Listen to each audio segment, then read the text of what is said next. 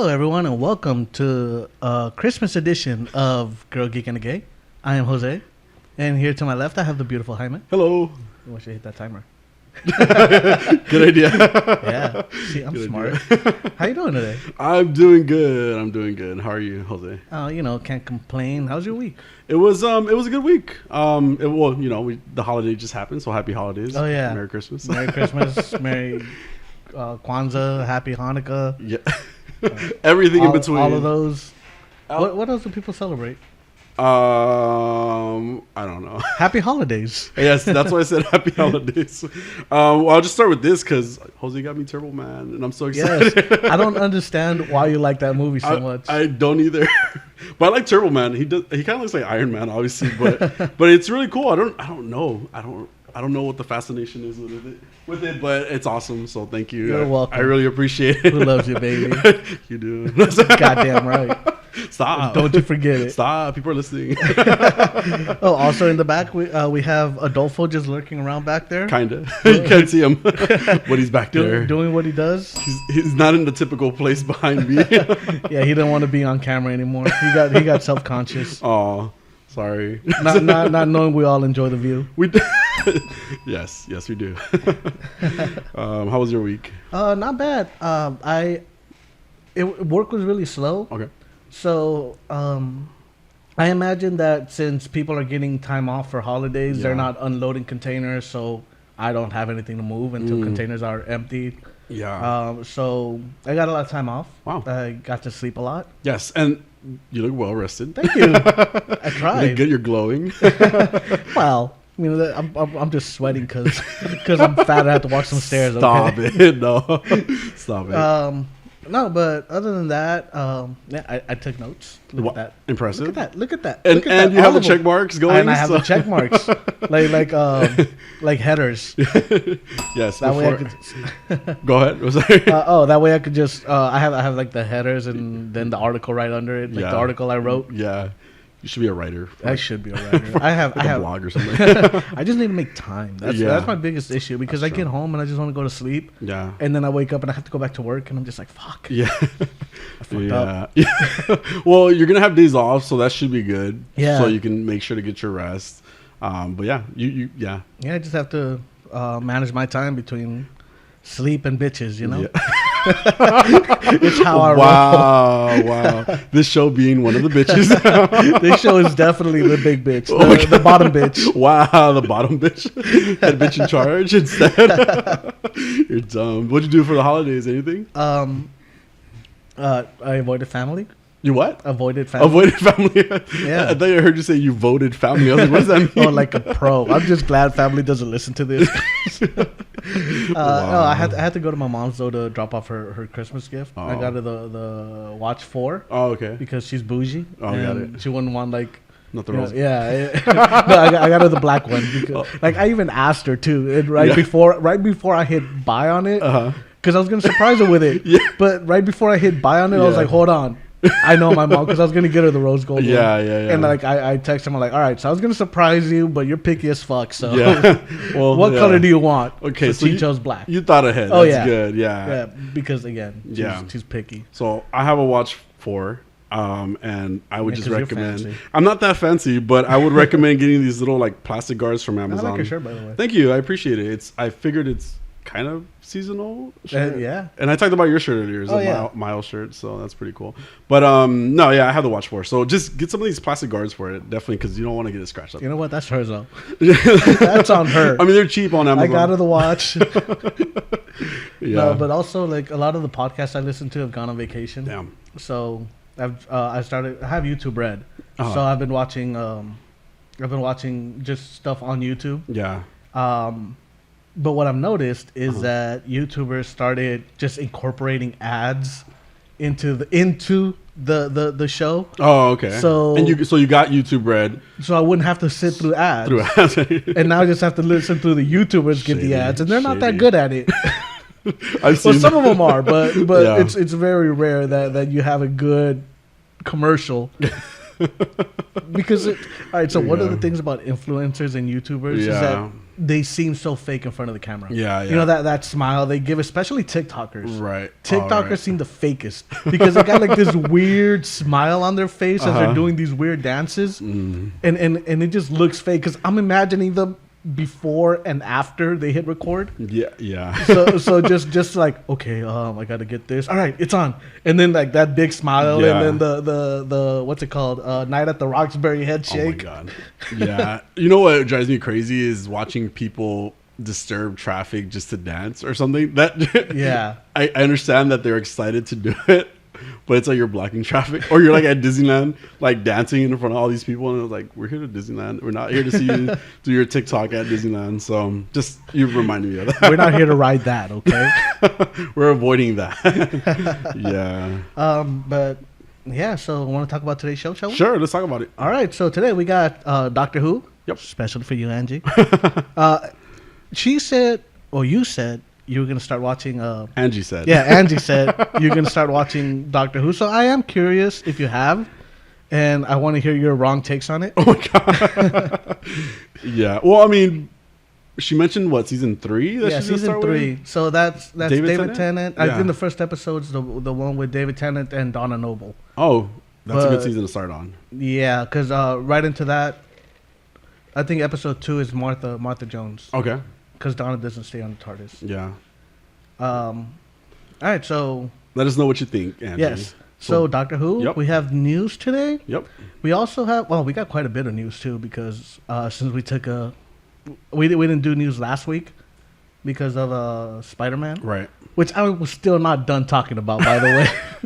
But no, Jaime had to leave. I mean, I was going out of town. Holiday. Well, I had to help my sister move. Yeah, see, and this would have been perfect. Like, hey, I can't make it. You better hire a different Mexican. No. That's terrible. No, dude, it was a lot of work, and I'm happy I helped her out because it was a lot of work. You're a good man. Dude, those boxes were hella crazy heavy, too. Yeah, it was exhausting. You're a better man than I am. I almost called you to help. I was like, let's go to San Diego. My phone wasn't working. Oh. We have the Hawkeye finale. Yep. We have more Doom Patrol. Uh-huh. And we're going to end with some Matrix. Well, not really end with Matrix. Oh, no, because we also have Pokemon. God. Well, I just don't know when you got Pokemon. I skipped 1 week, okay? Wow. And I don't know which other week is going to be the next one. It's not likely to happen a lot. But you had a lot to say about Spider-Man. So. And I'm not done talking about Spider-Man, by the way. I know. So much Spider-Man. It was the whole movie. We're going to go into a 2-hour, the whole movie. I was taking it scene by scene. You kept jumping ahead. Yeah. Yes, you were taking it scene by scene. You were. Have you watched it again? No. Because I keep looking up tickets and they're like sold out. Or at least the seats that I want to sit at are sold out. So I don't really like sitting anywhere aside from the top row. Anyway, so everything below that is not really worth it. And everything was like in the front too, because it's also been the holidays, so people are off. Like I considered watching The Matrix in the theater, but the seats were all sold out. So I was like, okay, it's a sign. I'll just watch it here at home. Yeah. So we'll definitely talk about that later on. We'll get there when we get there. Yep. And then, like you said, we were going to end with Pokemon. So don't forget about Pokemon. Well, let's start with like we always do with some Doctor Who. Kerblam. Yes, Kerblam. Is it Kerblam? Is it Kerblam? It was Kerblam. I thought it was Kerblam. No. Kaablam. Maybe. I mean, I think it's not that Kerblam. Important. No, but now I need to find out because you mentioned it. Please hold. It is Kerblam with an R. Okay. Yes. Good to know. It shows you how much attention I was paying. This is only 7 episodes in too. Well, but then again, I understand. All right. So Jaime has Amazon feelings. Yes. So how did this episode make you feel?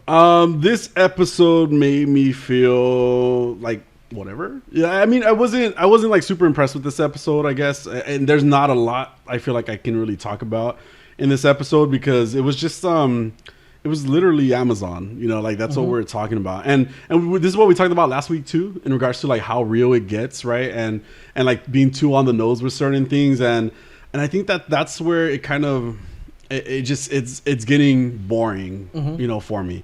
I don't know. And I just don't know how I feel about it. It wasn't a great episode. It was like an okay episode. And I think that's just kind of how I felt about it. You know, it's just like, meh, you know? Yeah. For me, this episode was, I mean, at this point, I think I had already checked out. And I was definitely kind of hate watching. It's just, I don't think Jodie Whittaker is good in the role of the Doctor. Yeah. Because it doesn't feel like she's acting. It feels like she's reading the script. Yeah. And you can hear her reading the script. Yeah. You can even hear misspellings in the script in her voice. Like she's just like, she doesn't feel like she has any character. Like she is literally just reading a book to children. Yeah. And it really to me, the Doctor is so much more than that. Yeah. And it just feels like she will definitely stick to that script. And if she does any improvisation in her, you can't tell. Not because it's seamless, but because just she doesn't have those acting chops. It hasn't. Well, and it's hard. Like you said, it's hard to see it. I think the issue that I have mostly with the show so far is the writing, though. Like that's what it's been for me because. I do feel like what you're saying, like she's okay as a Doctor. I wouldn't say she's a terrible Doctor. But she's rated like in the top 5 apparently. Of the Doctors, really? Yeah. But and I don't dislike her though. See, that's the thing. Like I know that you dislike her a lot, but I feel like she does a lot of what the writing is telling her to do. You know, maybe that's part of it, right? Maybe she's just so focused on doing what the writing or what the directors are telling her to do that it really doesn't go anywhere like super special. And then again, like this was such a on the nose episode, like talking about, you know, almost literally Amazon, right? Like how they're kind of switching over to automation and using a lot of robots and all that stuff. And it just didn't capture me and it didn't keep me like super entertained with the episode. In the beginning, it might have a little bit actually, now that I think about it, because I did like the Kerblam like robots. Like they were creepy. I mean, it was clear to me they were going to be the evil robots, right? Which, surprise, it wasn't. It ends up being a person, you know, because people suck. People are the real monsters. So then jumping way ahead, right? Like it ends up being like this maintenance dude who is ultimately trying to bring down the company of Kerblam because he's not happy with the fact that the company is only going to be 10% human. And everything else is going to be automation, right? Robots. So he just talks about how he doesn't want it to go down to 7 and then 5 and then non-existent at all with people. So he plots to basically blow up a bunch of packages across the universe. With the robots, you know, using the robots to deliver and stuff like that. So he ends up being the bad guy. Again, it ends up being a person. And again, it's just getting too real. You know, like we think about sci-fi, right? And we want to enjoy like kind of what sci-fi is, right? And when it's almost literally what's going on in real life, it's where it's getting like too like, oh man, okay. Yeah. I already don't like Amazon. And like especially we get a lot of preachiness from the Doctor. Yeah, we do. Which it doesn't feel organic. Yeah. And that's been my biggest problem with her, where like I said, you know, you could hear her reading the script. It doesn't feel like she's acting. Yeah. And again, like the preachiness is just over the top. And I think that Doctor Who, like I've mentioned this before, Doctor Who lends itself to woke culture. Yeah. Because, you know, you're in a planet with, I mean, you're in a universe. Yeah. Just filled with different species, different races, different everything. Right. And it's just never been about that. Yeah. It's okay, there are different races and they all work together. Like in what's it called? In Capaldi's episode, there was one part where Narla goes, "Some of my best friends are blue." Right? Then do you remember that? I think it was so. like one of the last episodes. Yeah, because they ran into a blue person. Oh, it was like one of the guys on the ghost spaceship. No, it was on the ship that was half of it was on a black hole, so the time was different. It was the one that where Bill got shot through the hole. Oh, are you sure? Yes, pretty sure. Sure. Yeah, and he just goes, some of my best friends are blue, and like that's kind of as much as they really address that, but it's always addressed through story. Yeah. You know, like you mentioned Bill what she had to deal with being black in that when she went back to like that anchorfish episode. Exactly. Right. And the show wasn't about that. Yeah. It's like, oh, this happened because this is what would happen in that type of story. Right. Not, oh, let's focus on this happening. Yeah. And it was even done better in Rosa. Like but then again, like, it became about that. Yeah. And it just yeah. it's too real.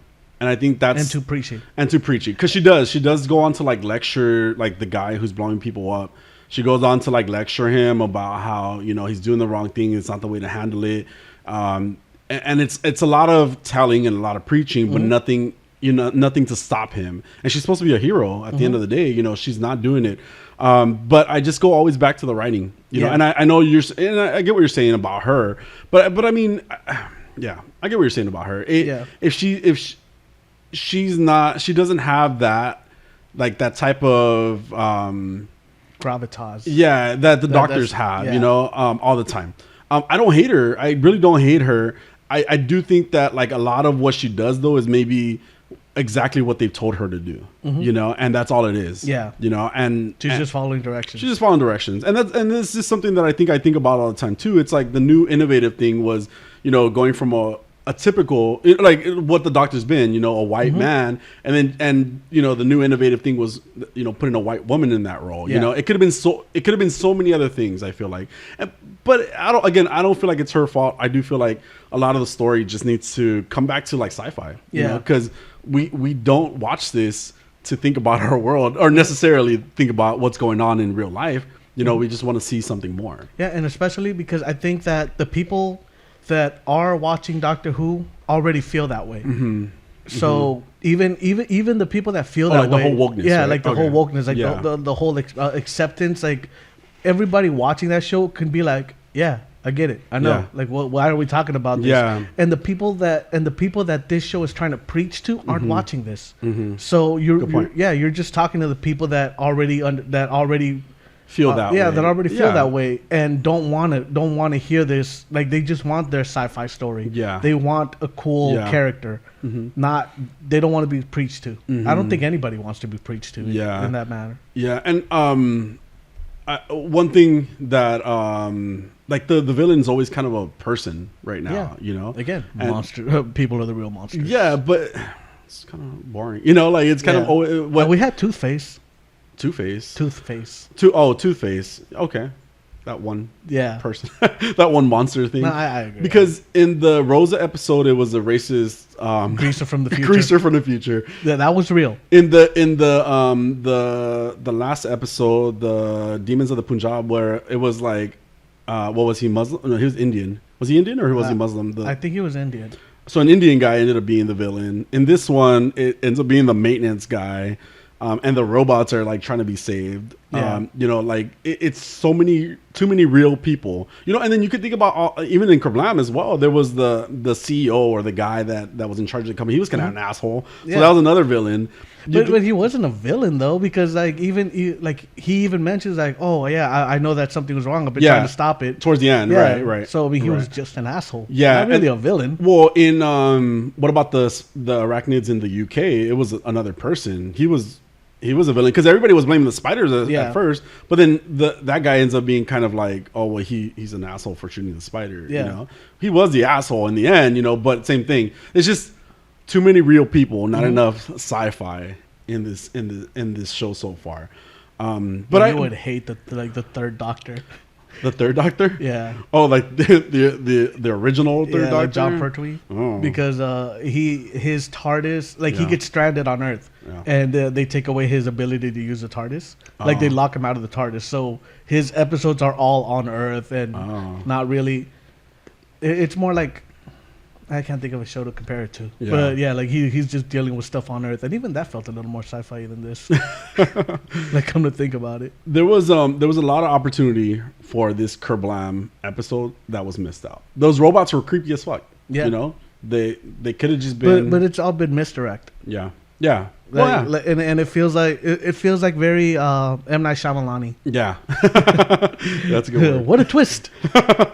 Yeah. I mean, and there's not much else to say about the episode, honestly. I wasn't super impressed. They did bring up his dyspraxia. Was that what it was called? I don't remember. Yeah, dyspraxia. Dyspraxia. They did bring that up at one point. But does it have anything to do with nothing happens, right? No, nothing happens. He just kind of jumps from one platform to another, and it was just kind of that. So.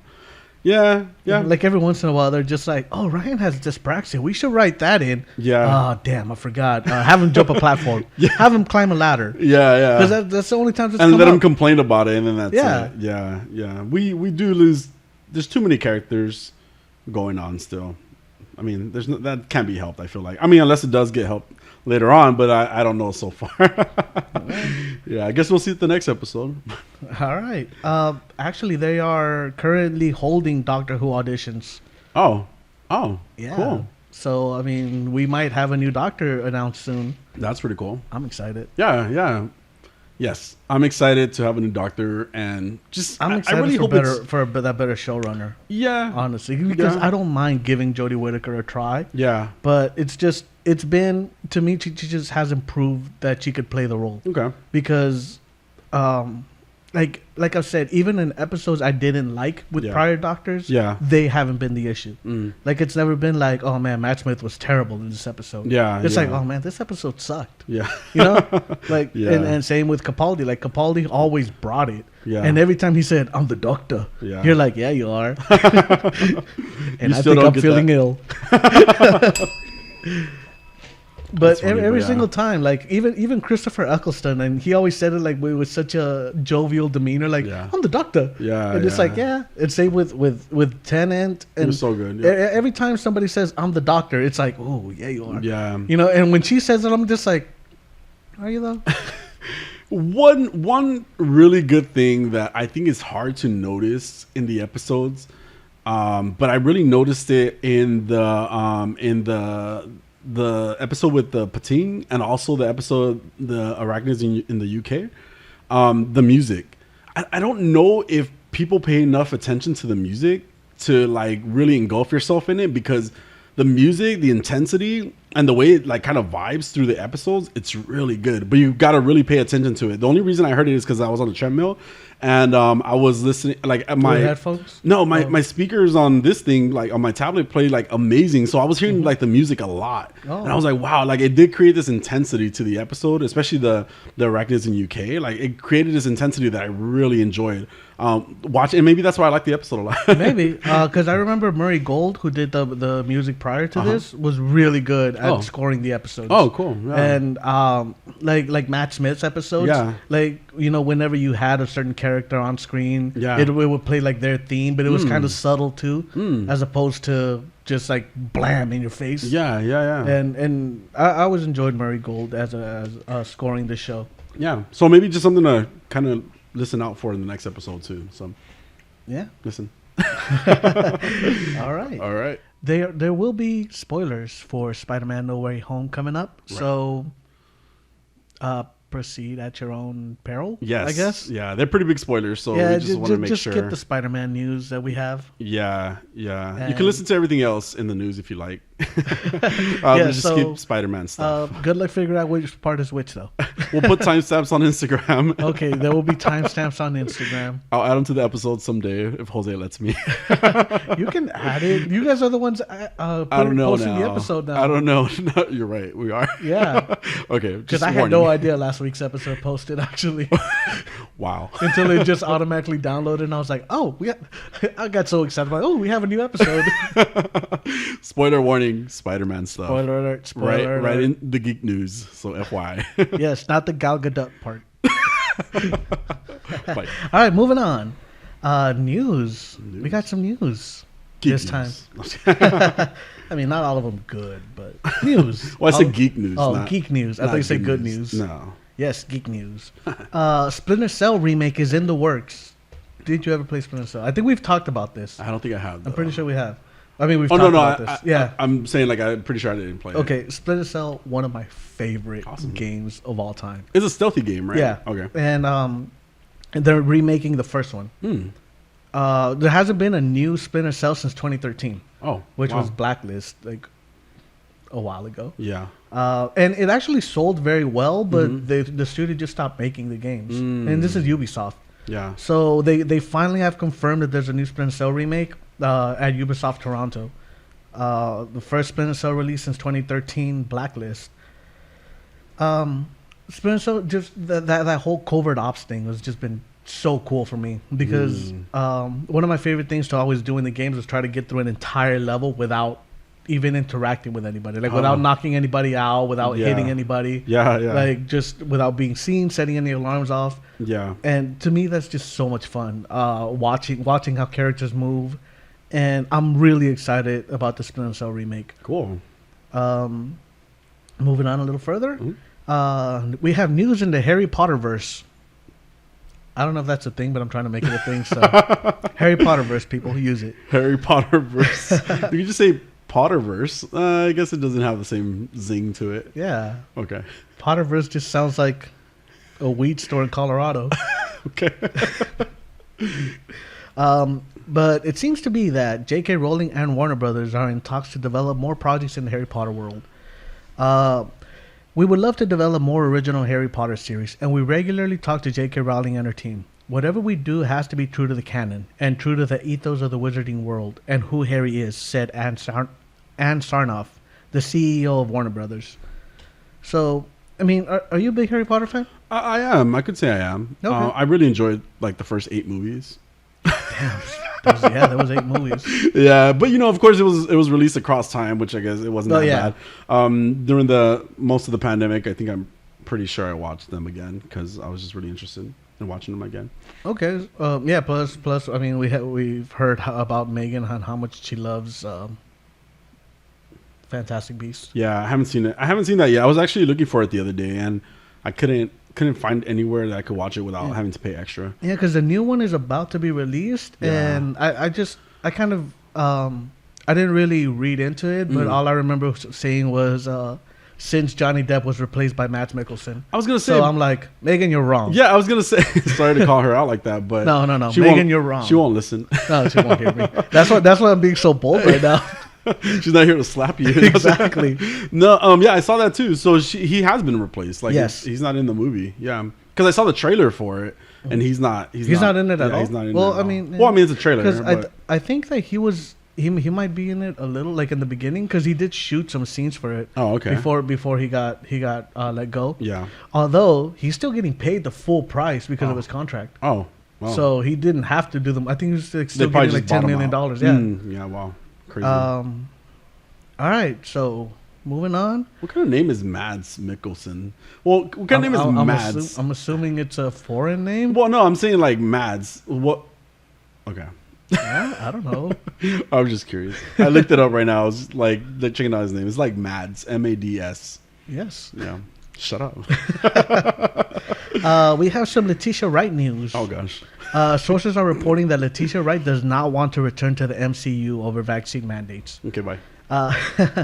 The mandates were implemented after Black Panther 2 had begun production, so there is no requirement currently for Black Panther 2 at least. Yeah. But every future MCU project will have that expectation. Yeah. Maybe she's gonna get written out or recast.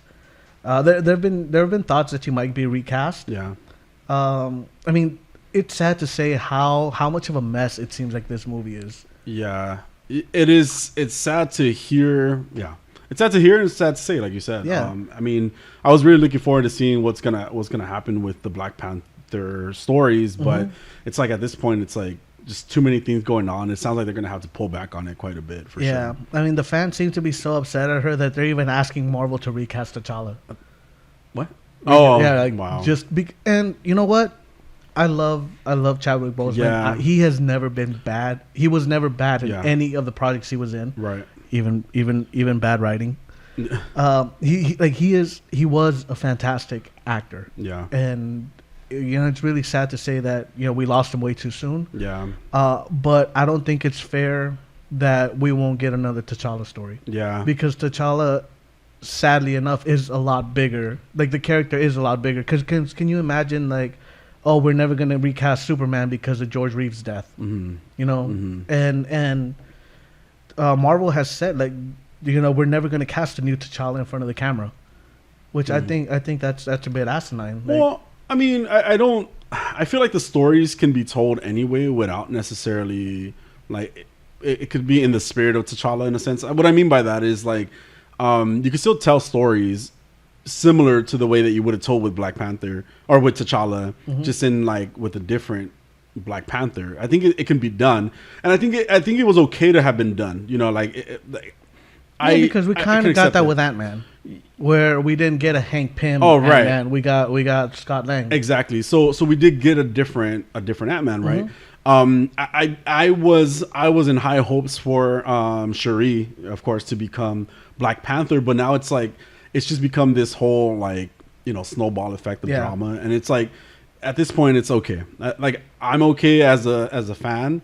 Personally, I don't know about other people. I'm okay as a fan moving on from that character, even Shuri, like letting her go as well. Yeah. And it's getting so convoluted and confusing that it's like, what are we gonna get? What's gonna be the end product that we're gonna get? And so, I mean, I guess we'll have to wait and see for sure. Yeah. Originally, I wanted Shuri to take on the role of Riri Williams. Okay. I would have thought that was great, but that was back when Chadwick was still alive. Yeah. So to me, it would have been great to have Chadwick as Black Panther. Yeah. And Shuri take on the role of Ironheart. Mm-hmm. And that way you didn't have to worry about introducing a whole new character and kind of building up Riri Williams. Mm-hmm.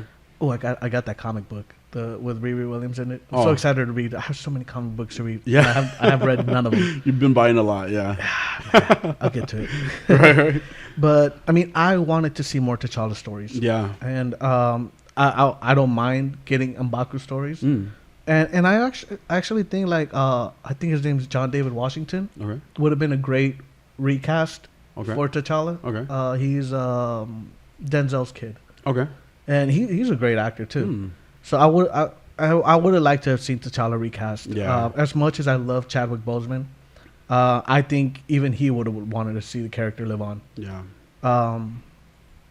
But yeah, sadly enough, we're not getting another T'Challa story, and it seems like we're going to be losing Shuri at some point. Yeah. If not to recasting. Yeah. Yeah. I wonder how the end is going to be. Like, it's only going to be her. Man, we'll see. Yeah, I mean, yeah. How privileged are you though that you're just willing to give up this over not wanting to protect other people? Like this is the least heroic. It's the most basic heroic thing she could do. Yeah, is just get the goddamn vaccine. Yeah, yeah. But no, she just wants to keep putting people in danger. And it's just gotten to the point with like that stuff, right? That it's like at this point I'm okay. I'm gonna be okay. My family's gonna be okay. Certain people are gonna be okay that are important to me, important to you. I'm sure. It's just, her choice, I guess. Yeah. All right. Bye. Daisy Ridley might be joining the MCU. Oh my God! Really? No. Daisy. Yeah, I was kind of waiting. Rey from Star Wars. Oh, cool. Okay. So to say that she's in advanced talks to join the MCU. They seem promising, although no word on what role would, or even if it would be in the movies or in the DisneyPlus section. Okay. Kind of like Oscar Isaacs, who's also Star Wars, coming over. But yeah, we might see Daisy Ridley joining the MCU. Cool. Also, Pierce Brosnan might be joining the MCU. 007. Yeah, I know who 007. I actually know who Pierce Brosnan. Brosnan. Of course you would. I do. Well, he's Pierce 007. Brosnan is a very good-looking man. I mean, he's not my type of guy. Really? I guess. Yeah. That surprises me. I would say more his follow-up. I can't remember that guy's name. Daniel Craig. Daniel Craig. I feel like he's the current 007. The current 007. Yeah, I feel like he's a really attractive. He's also very attractive. Yeah. Man. Yeah. I don't think Pierce Brosnan. Yes. Okay, is like really my type of guy. No. Even now, like with all the gray, because I actually think he looks better with the gray, like with the big beard and the gray hair. Maybe it's his face I don't like. I'm a very face type. What about his Irish accent? Because I mean, you come at me with an accent and you can get it. Wow. Except the Salvadorian one. Like, oh my God, that is just not a pretty accent. Shut up! Stop. Racist. But yeah, he's currently part of the DCEU.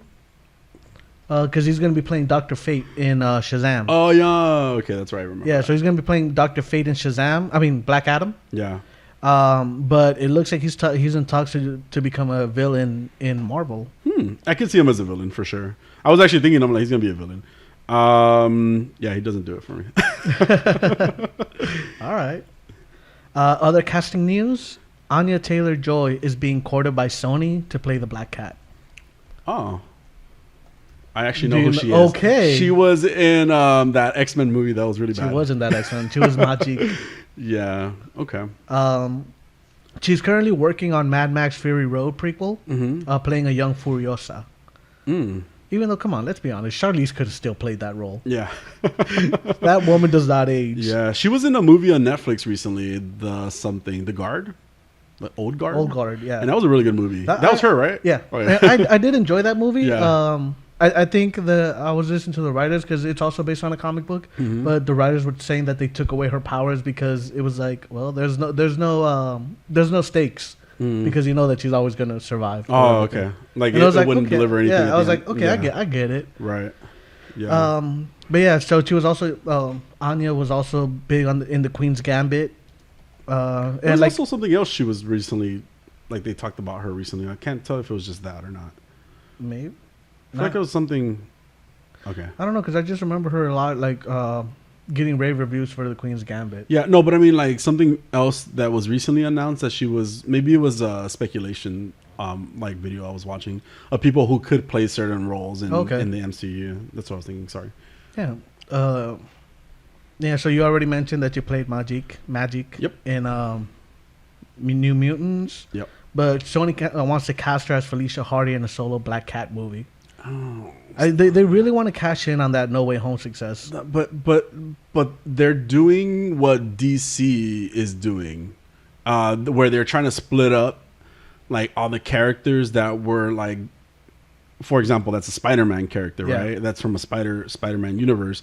Like they're trying to create a solo project for that character. It's like, no, don't do that. Like for like, at least first do it in Spider-Man, and then bring them and into then give them a spinoff. A spinoff, yeah, because then at least you created the character. You see how people vibe with it or not, you know. Whereas, like for example, the Joker, right? It's like a spinoff Or Venom without even or Venom, exactly a spinoff without even having that ground, to stand on. Yeah, exactly. You can't. I don't think you can do that. I think you could have made Venom better by making him a villain. And then showing the evolution of him, you know, like becoming something different. But they're doing too many solo projects where, to me, those characters don't necessarily stand alone right away. You know, they can stand alone. They will stand alone. I feel like Harley Quinn was successful first because of Suicide Squad. And then they did the Birds of Prey thing. Suicide Squad was terrible. It was terrible, but she was a great character. And that goes to show you that the character mattered more than the writing in this case. Well, yeah, exactly though. But she did. She stood out in that part, right? But then also that's why we got kind of a spinoff where she was on another team, all this bullshit. But still, she did great. Yeah, she didn't do great in Suicide. I mean, she did great in Suicide Squad 2 as well. But you know, that story just that story like she was shoehorned in. Yeah. But we're also getting more Spider-Man in the MCU.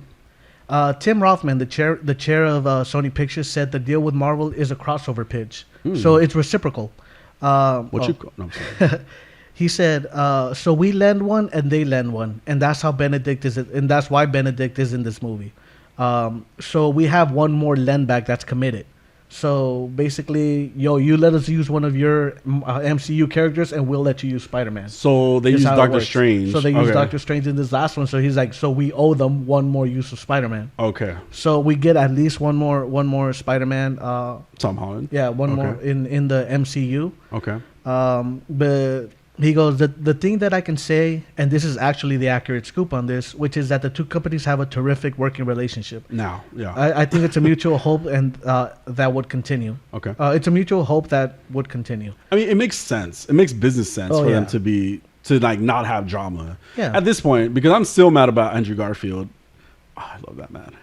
I see Bound boy. I know. I'm sorry. Just went off to a little tangent in my head. There's an interview from 2017. No, please share with the class. Oh, I'm going to. It was an interview of him and Stephen Colbert from 2017, where him and Stephen Colbert kissed. And I'm not even into Stephen Colbert, but Andrew Garfield was there, so they kissed, and it was hot. All right. There you go. You're welcome. Okay? You good there? I'm all right. It's a little hot. Yeah, so there really isn't anything definitive at this moment, but we have to ride No Way Home and see what happens. I missed. You did miss. Good try though. But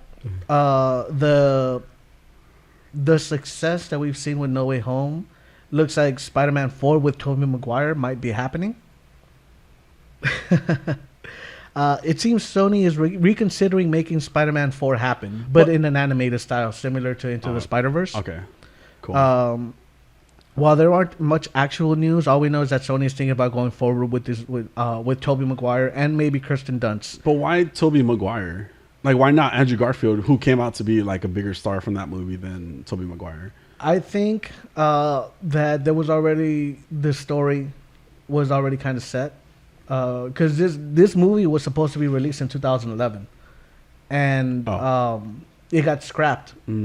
So it's already it was already written. Yeah, basically. So it looks like they're just thinking about actually releasing it and that's why in animated form, so they can make a younger Toby. Okay.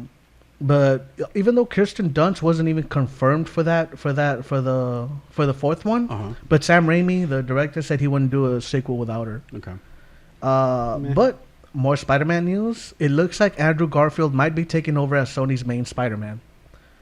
With his turn in No Way Home as the webhead, it seems Sony is looking into making the Amazing Spider-Man 3 with Garfield being the Spider-Man we see as their main role.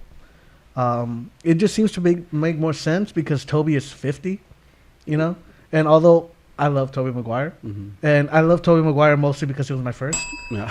And but he's also kind of backed away from acting. Like, you don't see Tobey Maguire in much. You don't. And Garfield he's just 30 years old and loves to play Spider-Man, and he was amazing in that role. Great, you know, to take away what Tobey said, like, you're amazing. Yeah, him and Emma Stone, man, in like the Amazing Spider-Man 2. I know you hated those movies, but they just had, in the Amazing Spider-Man in general, they had great chemistry. Exactly, great chemistry the whole time, and I think they really. Maybe that's what really captivated. Because I like Emma Stone a lot. Like, I would even love to see her as like Spider-Gwen someday, like some crazy multiversal shit, right?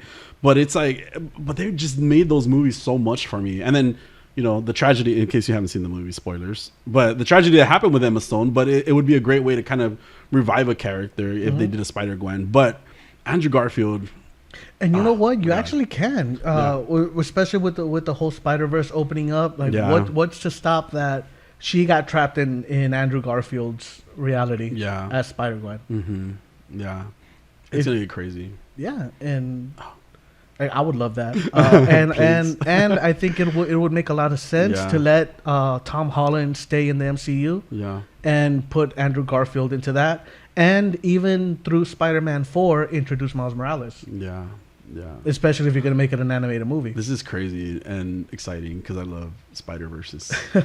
Yeah. So like I said, if you're going to make the Spider-Man 4 into an animated movie, you could kill off Tobey at the end. Yeah. And they could have killed him off this movie. They should have. They should have killed him off this movie. I think they should have. Yeah. Just to close the chapter. Yeah. So if you haven't seen Spider-Man No Way Home, whoops. Well, hopefully you've seen it at this point. It's been a week or two now at this point. Anyway, well, all we said was that they could have killed. But we said he was in the movie. Okay, sorry guys.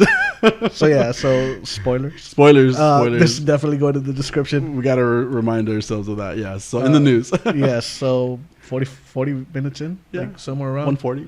Yeah. But yeah, the Amazing Spider-Man 3 might be happening with Garfield. Yes. I think would be okay with that a lot. Yeah, I mean, even I'm okay with that. But come on, man, the Amazing Spider-Man 2 was terrible. You keep saying that, but I don't agree with you. But it was a terrible movie. You keep Who saying was the that. villain? Well, it was Electro. Okay. It was the Green Goblin as well. Who was the other one? At the end, they introduced a Rhino. I don't remember. I think that was it. Oh, wait. Goblin? No. Was there another villain? No, I think that was it. That was it? Just the three of them. I will say this, though. That Goblin wasn't necessary. No. But it was overstuffed. Yeah. I got Spider-Man feelings. It was overstuffed. They had... It was just... It had way too much of the first movie in it. And I also hated the fact that they made it so that spider had to bite Andrew Garfield specifically for him to become Spider-Man. Like, if it wouldn't have worked with anybody else, it only worked with him. Like, they took away Spider-Man's... Like, to me, they took away how special he is by making him special. Wait, but what do you mean though? Because the way that Andrew Garfield's or the Peter Parker's dad kind of engineered that spider, was so that like with blood of their family. Oh, so what the fuck did I watch? Then? Yeah, so that spider. It's been years. That spider would only give the spider powers to somebody with like Peter Parker's DNA type thing. Oh, really? Yeah. So it to me it took away from Peter Parker's specialty, like, or specialness. Yeah. You know, being like, oh, he just happened to get bitten by a spider and happened to get these powers. Not like, oh, only he could have gotten these powers at this point. Okay, so I got to rewatch that, but I think I'm remembering the story because that's why he had the glasses, right? Like of his dad, or is that something else that I'm thinking? No, yeah, there's like a suitcase. He had the suitcase, and that's how when he found the coins and and we had that whole story of him looking for his parents. Yeah, and so which wasn't needed. Yeah, I get what you're saying. Especially because a lot of the scenes that they showed from that one was in the first Spider-Man. Yeah. So we didn't like the first 30 minutes of that movie we could have done without. Okay, I gotta rewatch them. I was looking for them again to watch. I was hoping Disney might have added them recently, but I don't think because they're Sony. Yeah, I know, but I thought just maybe because it's Spider-Man was coming out, but guess not. I'm surprised they're not on Netflix. They're not, because I know that Into the Spider-Verse is on Netflix, isn't it? I think it is. Yeah, I don't know. Might have to buy it. Yeah, I mean, I wouldn't mind owning them. Yeah, I mean, I think I do. So I just gotta check which one. Like, I think it was like Voodoo or something like that. So I gotta log in. Yeah. Like I didn't hate the first Amazing Spider-Man. The second one I did. I really hated it. It just felt like there was too much. Yeah. And Paul Giamatti as Rhino, like I would have loved to have seen more of that. And although that scene though. Where that little kid just comes out to face the Rhino. Yeah, that made me choke up. Yeah, because it's like, it shows you what Spider-Man can inspire. Yeah, and that's one of the things that Stan Lee would say. Yeah, is that he made Spider-Man covered up from head to toe. Yeah, because anybody could project themselves into being Spider-Man. Cool. That's why I think the original design for Spider-Man was like a big buff Captain America like superhero. Oh, really? Yeah. And then he toned it down. Yeah, like Stan Lee was like, no, like that. I think Jack Kirby might have made that, but he was like, no, we got to make him like look like a person. Yeah. So it's not like every other superhero. So like you can project yourself. Yeah. And that's why I thought that scene was beautiful with the little kid just like, I'm gonna face down this monster because my hero did. Yeah. It's still making me kind of choke up now. Oh, look at you! It was so well done. But we didn't get enough of that in that movie. Well, yeah. We got a lot of just overstuffed crap. Yeah. You didn't have to put as much as you did into that movie. Yeah. Okay. And that's kind of my issue with it. I'm gonna rewatch them soon. Yeah, you should. I would like to hear a review from you. From me now. Yes. Yes. All right.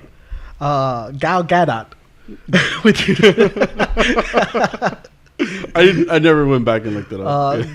It's Gal Gadot. Okay, it doesn't matter. No, it doesn't matter.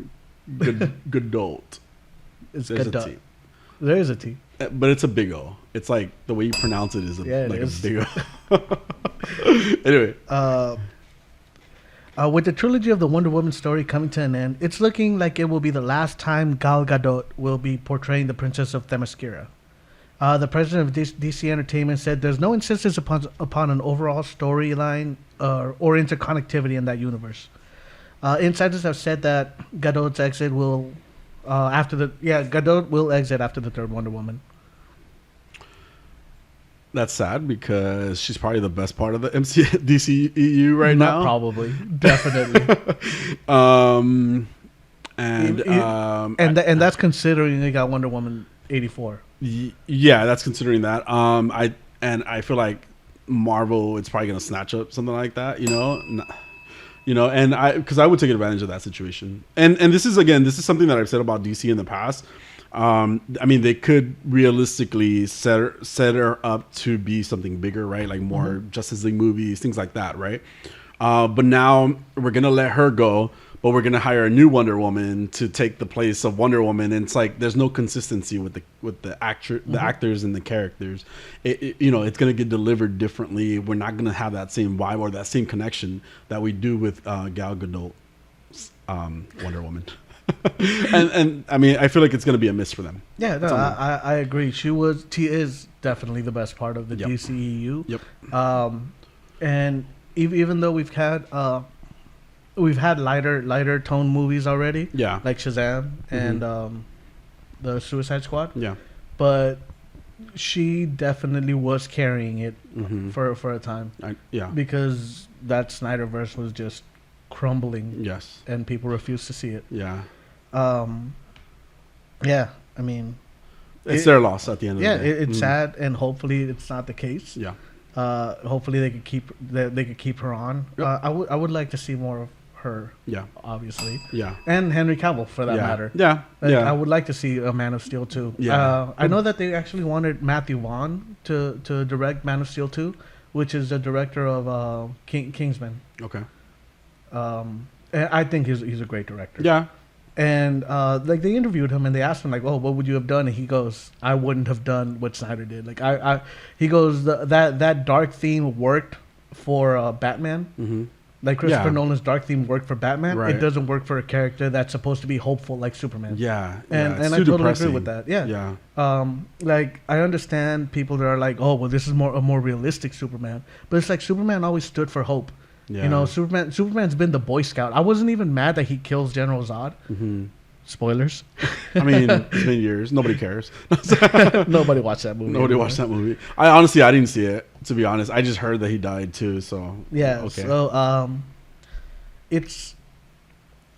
Superman is supposed to be hopeful. Like he's supposed to inspire hope. And it's not as sad as Snyder made him. It's a very depressing Superman that he. No, you wouldn't know. You haven't watched it. Well, I mean, seeing him in the Justice League, or even seeing him in that Batman versus Superman, I think is what I saw. Like one of the things, pretty sad. One of the scenes I absolutely hated is in Batman versus Superman when he's in court and like they blow up the court, and then of course everything goes into slow motion of Superman in the fire looking around and just going like, damn. Like that's what he looks like. Died. Like he's just like he's just looking around. There's no urgency in his face. Like he just looks like, damn, fucked up. And then we talked about Henry Cavill having a lot of personality. Yes, like Henry Cavill is fantastic. And if I think about him in those movies, this is before I even realized Henry Cavill had a personality. Like to me, he was very boring, monotonous, And then you see him. I see him on TikTok all the time just because I follow this page that's about him. Anyway, and he just has such a personality, such a, like we said, great charisma. He's very friendly. He's a super nerd, which is awesome, But none of that comes off as Superman. Well, none of that is shown in Superman because of the direction that they told him to take it in. It's like Snyder went up to him and said, "All right, all the personality you got, throw it out the window." That's it. Basically, Like sit here stoically. Don't react to anything. Like if something happens, don't react to it. Until you have to scream and cry.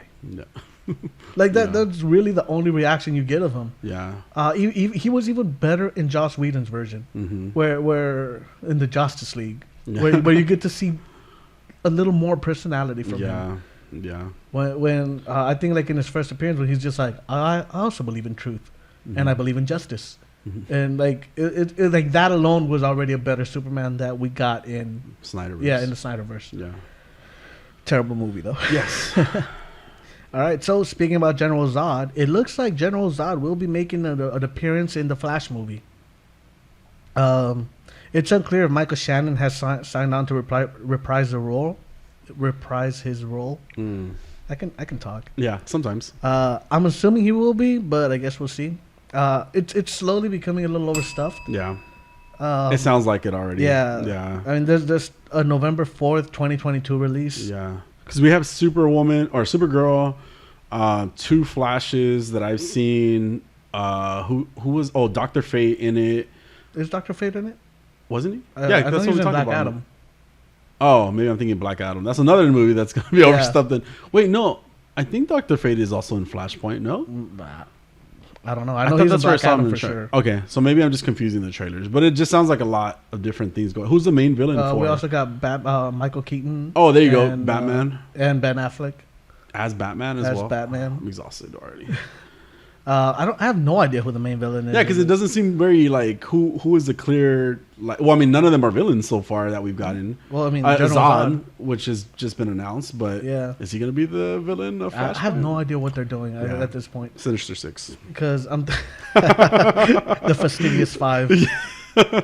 I have no idea what they're doing. I mean, if they try to follow the Flashpoint storyline, it's just Flash deciding to go back in time to save his mom. So the Flash is the villain, kind of, because he changes everything. But like, what does he change it to? I guess is what we're getting. But you're trying to do this in a 2-hour movie. The animated movie did a great job of it. Yeah, I mean, so. Well, the animated movie I think did a great job of it, even though they left out a lot. Mm-hmm. You know? Yeah. Because like in the comic storyline, we get to see what happened with Superman. Like Superman, wasn't found by the Kents; he was found by the government. So the government kind of locked him away. Oh, okay. Oh, do we see that in the movie? I was going based on what you were saying. I thought I saw a Flashpoint movie, but I can't remember that. It's an animated Flashpoint movie. Okay, I'm not sure. So the government finds Superman, and instead of letting him grow, they just lock him in a room with red sunlight. Oh, so he's so he doesn't have powers, and he's just captive. Wow. Batman, Bruce Wayne is killed, and his dad becomes Batman. Yeah, Thomas Wayne becomes Batman, and his mom goes crazy and becomes the Joker. This movie, if we're thinking about Flashpoint, then as a movie, like it just sounds like there's too much gonna. Yeah, because like I said, all of this stuff was left out. Yeah. Of that movie. Yeah. But here now we're already getting 2 Batmans and 2 Bruce Wayne Batmans at that. Yeah. We're not getting Thomas Wayne. Well, 2 Flashes as well. 2 Flashes, Supergirl. And then whoever else now at this point. Oh, and Miss Marvel, I'm pretty sure, is in this. Right. They're just throwing everything to see what sticks. Well, let's see. But speaking of Michael Keaton being Batman, with him returning for The Flash, it also looks like he just joined the cast of Leslie Grace's Batgirl on HBOMax. Okay. So is that another movie? Batgirl's going to be a movie on HBOMax. So Michael Keaton is Batman in that. And I'm just wondering where it's going. Yeah. Because I love Michael Keaton. Yeah. I really do. Yeah.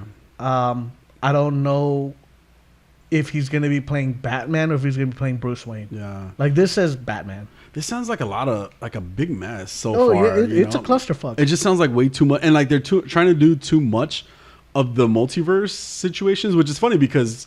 without setting up one universe. Yeah, exactly. And that's what I'm thinking. It's like they're just diving into... It's almost like they're just trying to be on the same level as Marvel. Yeah. But without the setup, without kind of what leads into everything, Mm-hmm. So, I mean, we don't have anything to even go based on right now. Yeah. This is just nostalgia. Yeah. That's what it is. Yeah, they're like, bring in Michael Keaton. Like the black suit on Spider-Man. Yeah. Yep. Superman, excuse me. Sticking with the Batverse, Gotham Knights is coming to the CW by the writers of the worst Arrowverse show, Batwoman. Wow. It is not a Batwoman spinoff, though. It's also not connected to the video game by the same title. Instead, it'll follow the events of the comics. In the show, in the wake of Bruce Wayne's murder, his rebellious adopted son forges an unlikely alliance with the children of Batman's enemies when they are all framed for killing the Caped Crusader, said Variety. And as the city's most wanted criminals, this renegade band of misfits must fight to clear their names. So it's not the like all the Bat children. No, it's gonna be the children of the villains. Damian and the children of the villains. Why? It's following closer to the comics. What was it called again? Sorry. Gotham Knights. Gotham Knights. Okay. Although I don't understand why the children of the villains don't want the credit for killing Batman. Like, are they good? I have no idea. I mean, I haven't seen it. We've seen the same amount. I haven't even read these comic books. Yeah, okay. So... Because Gotham Knights in the video game is all about children, basically, right? Well, the Bat family. The Bat family. Okay. Yeah, because it's Robin, Nightwing, yeah, Red Hood, Batgirl. Yeah, I want to play that game. So. Yeah, and that one looks like it's Court of Owls. Yeah, that's right. And I love the Court of Owls. Yeah. Such a good storyline. Yeah, I mean, like I said, it's written by the same people that write Batwoman, and Batwoman was just not good. Okay, I heard the second season's been pretty good though, or like the later seasons have been pretty good. Oh, I think there's only 2 seasons. Okay. I might check out the second season then. Just Ruby Rose was not good because you could tell she didn't want to be in that show. Yeah. And but the writing wasn't much better either. Yeah. So, I mean, I guess we'll see what happens. Yep. All right, so that's it for the news. Moving on now, we got the Hawkeye finale. We do. So, spoilers ahead for the Hawkeye finale. So, This Is Christmas is what was the name of the episode. So, This Is Christmas. Yes. All right. So, what did you think? You can start this. You want me to start? Yeah. All right. Can start with this one. Didn't like it. Okay, cool. I didn't like the ending to this. It just seems like everything was kind of rushed. It seems like they worked so hard on this setup, and then when it came time to fill it in, everything just kind of went to shit. Yeah.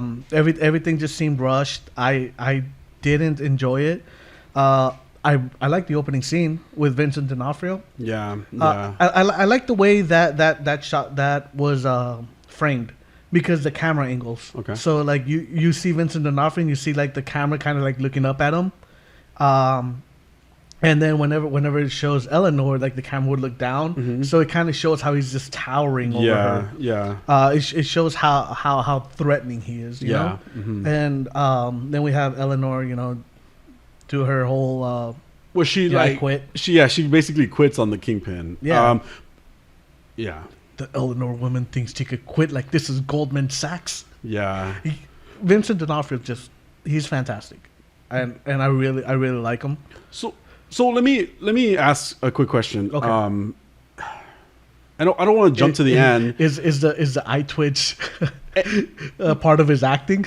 No, because which was really good, by the way. The eye twitch voluntary? It was. You could tell he was enraged. Yeah. I liked him, by the way. I did think that I didn't like that shirt that they put on him at one point. Yeah, in the end, like the Hawaiian shirt. The Hawaiian shirt. It was Christmas. What the fuck? Yeah, it was Vacation Fist. I feel like they made him cheesier than in the series Daredevil, right? Yeah. So, and jumping ahead again, guys, this is spoilers, so just a fair warning again. Does he die? Is he? Oh wait, he vanished though at a certain point too. At the end, you don't remember that? Because they went back to look for him.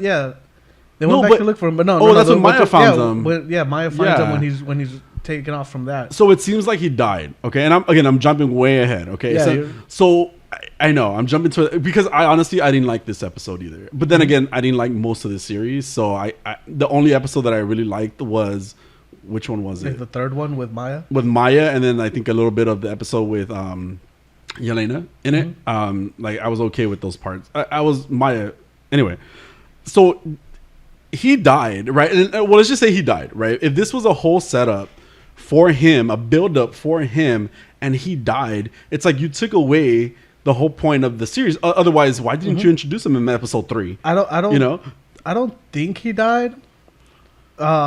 Just because of he has to have some kind of superhuman abilities because of his strength, because of his everything. They just shoot an arrow through his chest. He did get there was an arrow through his chest. He got blown up. Yeah. He got just railed by that car. Yeah.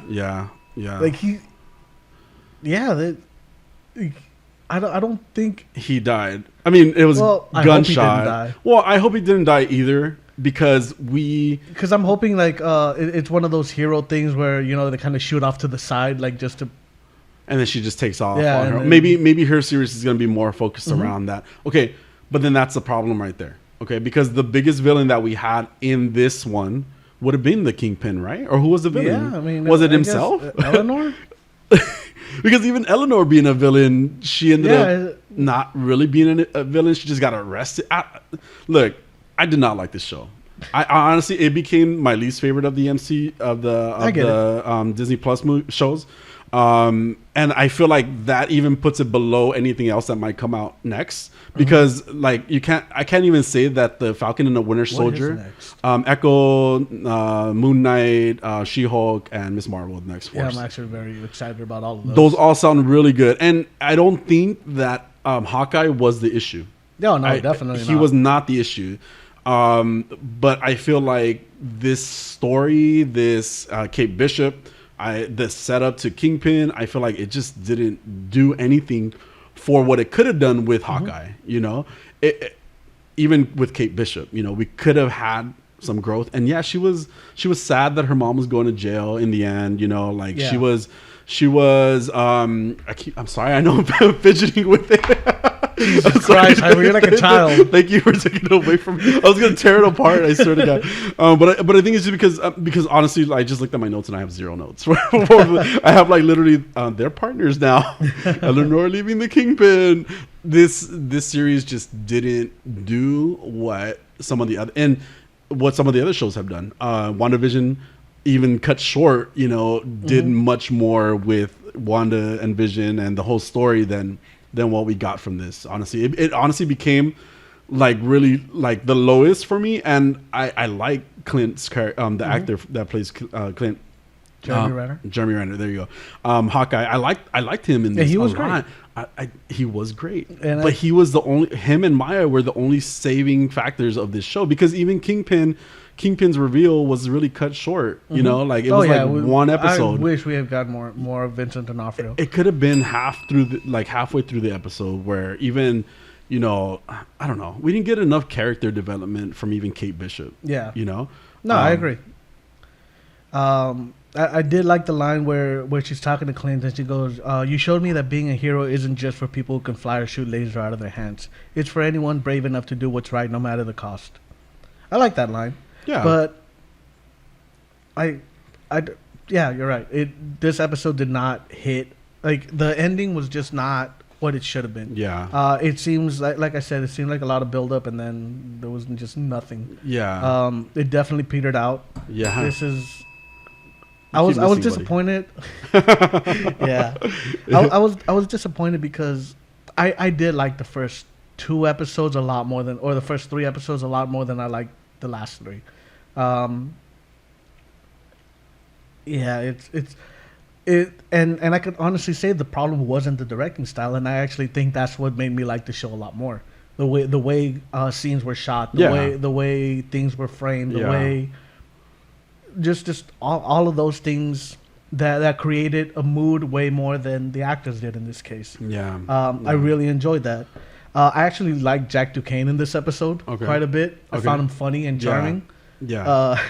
When he goes, "Do you remember you peed your pants in the Hamptons?" "I do. Everybody does." To the little kid. Yeah. Like, it made me also, laugh. who the fuck was that little kid? Because why was he like focused on all of a sudden so much?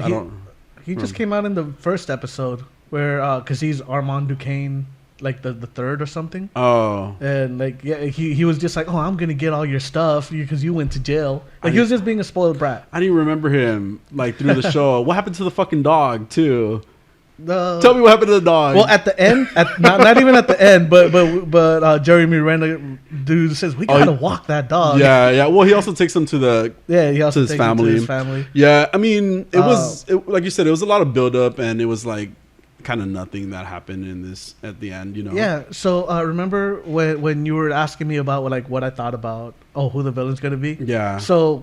And I told you I can't really opine on it because I kind of read about who Jack Duquesne is. Oh, okay. So Jack Duquesne is swordsman in the comics, and he's the one that trained Clint Barton. Okay. So I thought they were gonna do something along the lines of Jack Duquesne being the original Ronin that killed Maya's father. That's where I thought it was going. It could have gone that way too. Yeah, that's where I thought it was going. Like, yeah. And that's why he wanted that Ronin suit so bad. That's why he wanted the sword so bad. Yeah, it was a missed opportunity there too. Yeah, and so when that's not what happened, I was like, all right. Yeah, like, you kind of were taken back. And, yeah. and so now I know why. Yeah. So and I think like immediately after I saw that that's not where it's going, I was like, oh, okay. Well, let's see what they're gonna do, because a lot of times I will say, it's not better. It's better to get a good story rather than the story we want. Yeah. So that's what I was hoping here, and that's not what happened. Yeah. I thought the elevator scene with Yelena and Kate would have been a lot better without the cuts. Mm-hmm. I think the cuts definitely took away from that scene. What the fuck was that? I can't. I was imagining your response to that matter when she was like, "Stop making me like you," and she goes, "Sorry, I can't help it. I hate you both. I hate them all.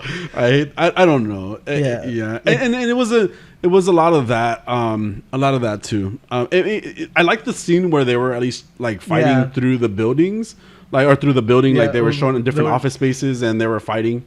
That was a cool scene. Yeah. That jump out the window from Kate was ridiculous. Yeah. And she's dead after that, or minimum every bone in her leg is broken. Yeah. Because that was just no. But Jack came with the sword, so we did get to see him be swordsman a little bit. Yeah. Okay. But it also seemed very choreographed. Yeah. Like it didn't flow really. Yeah. It does seem like we got two different almost like directors in it too. Like certain things were like directed really well, and then other things were like super like rushed. Corny or rushed, I said corny, not horny. Yeah, sure. But yeah, cuz even toward like there were some like things that were like decent throughout it or throughout the show that could have been more. And like we could even talk about even what happened with Maya. Like Maya, how come Maya changed and like straightened her hair out? Yeah, that's it. She just let her hair down, like just to fight a fucking Kingpin, Kazi. Oh, Kazi, that's right. Right. To fight Kazi, that's right. And then, because she ended up just like shooting Kingpin in the end. But that was it. Like, that was it with her. Like, they tried to make her look like a badass. But she already looked like a badass. Yeah. She was fine the whole show. You know? Did you ever watch Brooklyn Nine-Nine? No. Because she is literally Rosa from that show. Oh, right. Like, dressed exactly the same way. Oh, and really? like that demeanor. It's Rosa from Brooklyn Nine-Nine. No, I've never seen which it. Which, like, to me, it was kind of... It would kind of take me out of it a little bit. Oh, okay. Because all I could see was Rosa. Oh. Because they're dressed exactly the same. They do have similarities in their facial features. Like they do kind of look alike. Okay. Except Rosa's hair was down and she has like wavy hair. Oh, okay. As opposed to her straight hair. Yeah. But yeah, it was very. She looked very much like Rosa from Brooklyn Nine-Nine. It was just like something again to make her look like she became like more of a character. Yeah, she evolved, but it was like no, like what, you didn't have to do that. She looked cool the way she was. Yeah, already, it was the equivalent of the nerdy girl in the movies taking her glasses off and letting her hair down. Oh yeah, like that's what it was. It was exactly that. And Maya was already a good character though, so you didn't have to show her like she's now. So she realized it by getting straight hair. It was silly. Also, can we talk about how many people they killed?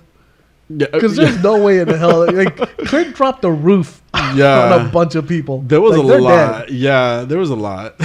People are dead. the trick arrows were straight up murder. Yeah. Let's be honest. Like he killed everybody. Yeah. I mean, the mafia, the tracksuit mafia, I'm sure. A lot of them. Exactly. Like that Pym arrow caused that murder by Owl. Yeah.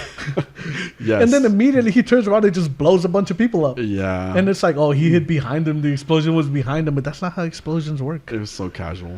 I thought that Clint's suit did not look good. That's another thing too. That was not a new suit. I'm sorry. Like even Kate Bishop's suit, like the reveal of like their new suits, it's like that's the exact same suit you were wearing. Hers was new? It was supposed to be new. That's why she was wearing a dress. Exactly my point. I had no idea. This is why she was wearing that dress. I thought she was just like keeping it under wraps. No, because she said they made the two new suits for us, and then she wore it underneath her dress. She goes, "Oh, you were waiting for that to reveal it, right?" And so she revealed her fucking same suit that she had been wearing yeah, before. I had no idea that was a new suit. It was not a new suit. And then why? Like I thought they were gonna go like the classic like Hawkeye thing where they were gonna give him like the mask and stuff like that. I think it would have looked better with the mask. It would have added some Hawkeye to it, like the branding that Kate Bishop was talking about the whole fucking time. Other than that, it was just a very tight compression shirt. It looked like the same suit to me. And then with like a purple arrow on his chest, kinda ish. And by the way, that musical at the post-credit scenes, the musical, did you stay for that? I did. What the fuck? I agree. Okay, I thought you liked it. No. I was concerned that you might have liked it. No, What was the point? What was the point of all of it? What was the point, Jose? I don't know, man. But the LARPer heroes, like, they became superheroes. Yeah, well, too. yeah, because a lot of the characters that were introduced were like our Marvel characters, but again, just rushed. Yeah, like you didn't flesh any of them out. Yeah. Although the owl in the tree, I don't know if you remember, but a few years ago when they did that when they transported that tree to Rockefeller Center. Okay. In the movies? No, in real life. Oh no, okay. And then they put the tree up and they found there was a little owl living in there. Oh. So they were like trying to get the owl, but the owl like wouldn't come down, and it took a while to rescue that owl. So I just feel like this was a callback to that. Like because, hey, remember that owl that got stuck in the tree? Let's throw him in there too. What the fuck? So even the owl got a cameo. Yeah, the owl was cute though. The fight with Yelena and Clint was terrible. Terrible. Like it was so bad. The choreography was bad. The acting from both of them was bad. Mm-hmm. Like I didn't even care for Clint and his dialogue in it. Mm-hmm. Why the fuck was it so hard to tell her? Like she sacrificed herself. Why the fuck did she not believe that? Yes. You know, on top You're of that, lying. Like, why the fuck? Because that's very who Black Widow is. Like you know? she should have known. Like, okay, that makes sense. Yeah, like, it makes sense. Like what? And then it was just like, come on, it's not that hard. And they try to make it this scene about like about them connecting, even kind of like, okay, like yes, you know what, I accept what you're saying, but it didn't. It did not captivate me. I hate Yelena. Dude, the fucking whistle was dumb as fuck. The whistle. Like he might as well have told her to save Martha. That's how much I hated that. How did you know that? Yes. The fuck did they not work together for so long? Yeah. I mean, or even just in general, like why did it have to be that? Like it was dumb. It was an attempt to like call back and make people go oh, but it was stupid. Like. Because to me, it was like, oh, both of your moms are named Martha. It was dumb. Yeah. I did not like that fight scene. I didn't like. Yeah. That was just. I was really disappointed with how this show ended. Maya wanted to be with Kazi so bad that all of a sudden she didn't seem to care that. He was involved in her father's death. Oh yeah, and then she goes like, we could just run away together. We could just go together, and it's like, bitch. Yeah, you've been talking about how you want revenge for your dad on Ronin. And you know that he had something to do with it. That's why he wasn't there. Right. Then what was the whole point like of it? And then for her to just be like, no, let's run away together. You don't have to. Okay, like let's say she was mad at the Kingpin. Yeah. Let's just say that, right? And then there's like, just to kill him. Mm-hmm. Like it was annoying, and she had a lot of characters. She had a lot of character, but it was just like it was destroyed in this episode. It was destroyed. Yeah. The line from Eleanor was stupid. Is this what heroes do? Arrest their mothers on Christmas? Yeah, bitch. Like, what the fuck? It just there was no closure on what the fuck the watch is for. Yeah. Okay, the only thing that I gathered from that is that you have more information than I did. Just that I gathered from it is that watch was his wife's watch, who worked for who works for the Shield, who works for Shield, or worked for Shield is what I meant. Which is why she was so good at doing the whole underground work for him, the background work for him. That was the only thing. Literally a MacGuffin that had no. Yeah. It had. There was no point. No. Although the mom was probably a really great character too. Yeah, but you didn't need this watch to be thrown in just to. Yeah, you know who I thought the watch was gonna be? I thought that was gonna be Daredevil's watch, which is why like Kingpin would have even been relating to it. And I don't know. I thought I don't know. I just made up this whole story about Daredevil in my head that I was hoping would make more sense. But I mean, okay, she got her watch back too. That's just what it is. It was not a great finale to the show. Yeah, it because we even get like a Kate Bishop Hawkeye. Like we didn't even really get that, you know. No. So we didn't get her evolution of a character. The name she was trying to come up with, Lady Hawk, Hawkey, Hawkshot, Lady Arrow. Oh my god. Yeah, I feel like that finale ruined the entire series for me. Like as much as I liked the first 3 episodes, I just feel like the way it ended kind of just it was the cherry. The cherry on the I wouldn't like the cherry. Well, yeah. And what I mean, the bad one. Yeah, like Kingpin was rushed, even Yelena was rushed. They just try to introduce this giant character in the mythos in one episode. And kill him practically right away. Yeah. Or give the illusion that he's been killed. And by the way, this has been done, right? This is almost exactly this has been done in Loki, right? We got a big character, right? That's like right at the last episode, which is something that we said could not be done, right? Mm-hmm. This didn't do it right. Yeah, this did not do it right. This did it the way I thought that they would do it in Loki if they did it. But Loki did it right. Yeah, Loki landed it. And but I mean, not this and not to say that Vincent D'Onofrio isn't on the same acting plane as Jonathan Majors. He was great because Vincent D'Onofrio is just fantastic. Yes, he is. Come on, that eye twitch, man! Like Jesus Christ. He was great as a Kingpin, but it was a big miss. Yeah, it was a big miss to introduce such a big character right at the end. Right at the end, and he could have just been the main villain. That's fine. He could have been the main villain of the show, not have to do what Loki kind of did. What Loki did, and then on top of that, like just his outfit. Like I even would have been happy if they just introduced him at the end of the series. If we didn't get to see any other part, like if he just had one line at the very end of the series, to set up future events. Yeah, it would have made more sense rather than wasting him the way they did. Yeah, there should have been more of Eleanor being the villain. Yeah, she should have just been the main villain, and that's how it could have ended. But you're right, it was a wasted opportunity. He's potentially dead right now, which is what if they just wrote him off the series? Like, hey, this was our way of just saying goodbye to him. I hope not. I hope not too, but it doesn't seem like it could go anywhere else. I mean, in my head, I just imagine that he'll be the main villain in Echo. Okay. And I mean, kind of where that's well, she's chasing him again and trying to shoot him again, and or like because the Kingpin is powerful and she is within grabbing distance. So it could be that he runs off. I mean, I guess we'll have to find out. I mean, I do look forward to Echo. I do look forward to everything else that we mentioned coming up, but unfortunately, this was a miss. The whole series for me, except for maybe like 1 or 2 episodes, was a miss. Kate Bishop didn't develop the way I would have liked, and going based on what you were saying, we could have had that. But Clint stayed and remained consistent. It just it just missed. It really missed. Sorry. Yeah, I get it, and I totally agree with you. Cool. The ending kind of just petered out. Yeah. Don't watch the post-credit scene. Oh my God! Don't watch it. It made it so much worse. And I thought for sure Jaime likes this because gay. Wow. And I like most musicals because gay. But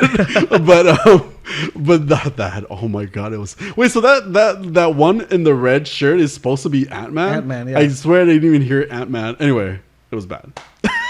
It was so bad. It was so bad. Okay, but it's over. So. All right. So, moving on from the Hawkeye finale, DoomPatrol Therapy Patrol. Yes. I enjoyed this episode. I don't know if I could really have a but because I feel you about to say but. Yeah, you do. I like that we got. I've seen you saunter about. Stop it. Anyway, the stories about all of them. This Pulp Fiction style episode. Yeah. It was good. Mm-hmm. It was good.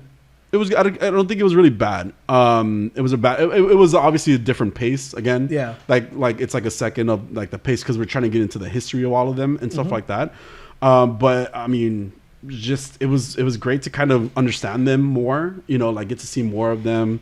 You know, like they went through the different timelines of each of them and stuff like that. And I mean, I did enjoy this episode. Robot Man, this whole episode was just so good. Yeah, like so good and yeah. Oh, I wrote down his quote. Mr. Nobody is gonna fuck us. He's gonna fuck us in our hearts. He's gonna fuck us in our minds, and he's gonna fuck us in our souls. Yes. I don't know what kind of freaky shit your souls are into, but I want to keep my soul unfucked. or like there's a certain point where he's talking about Larry. Larry's negative man, right? Yeah. He goes, gay? Yes. I thought that's where we were going. And he goes, oh, so you're gay. You know, it was something along those lines. I knew it. It was, he's so hilarious. Yes. I can relate to him a lot because I be saying some crazy shit sometimes. And I mean, not like always, you know, but the way he just says things, it's hilarious. Yeah. Dude. Hilarious. Yes. It was, but yeah, I mean, it was such a good, it was just good to see the history. It was a fever dream, honestly. Yeah, I mean, because, well, for him, yes, right? Well, yeah. Getting ahead of myself, but I mean, we start off with seeing Rita. Yeah. And how we kind of see how her parents kind of drove her to being a little more insecure and more vain. Yeah. Exactly. In Hollywood in 1930. Yeah. Yeah, like her parents just causing the childhood drama and like so we don't even know her name. Yeah. Because Rita Farr is her stage name. Yeah.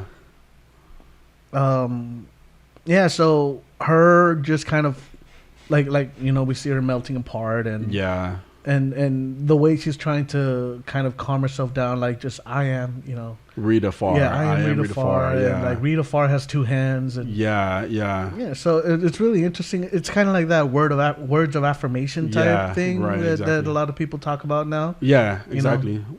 And like self-deprecating humor isn't hilarious. and she's for the most part, like I think at a certain point she's able to kind of contain herself, but then she doesn't. She like falls back apart, and it's because she's going through like trying to justify who she is, even though she's not really that person, right? So it was cool seeing her story and her family, and then they also talk about Larry quite a bit, you know, in North Dakota in 1935. So. And that's when like they kind of do I mean, were you done with Rita? I'm sorry. Okay. We can move on. All right, cool. So they kind of jump into. It's not like Rita gets ignored enough.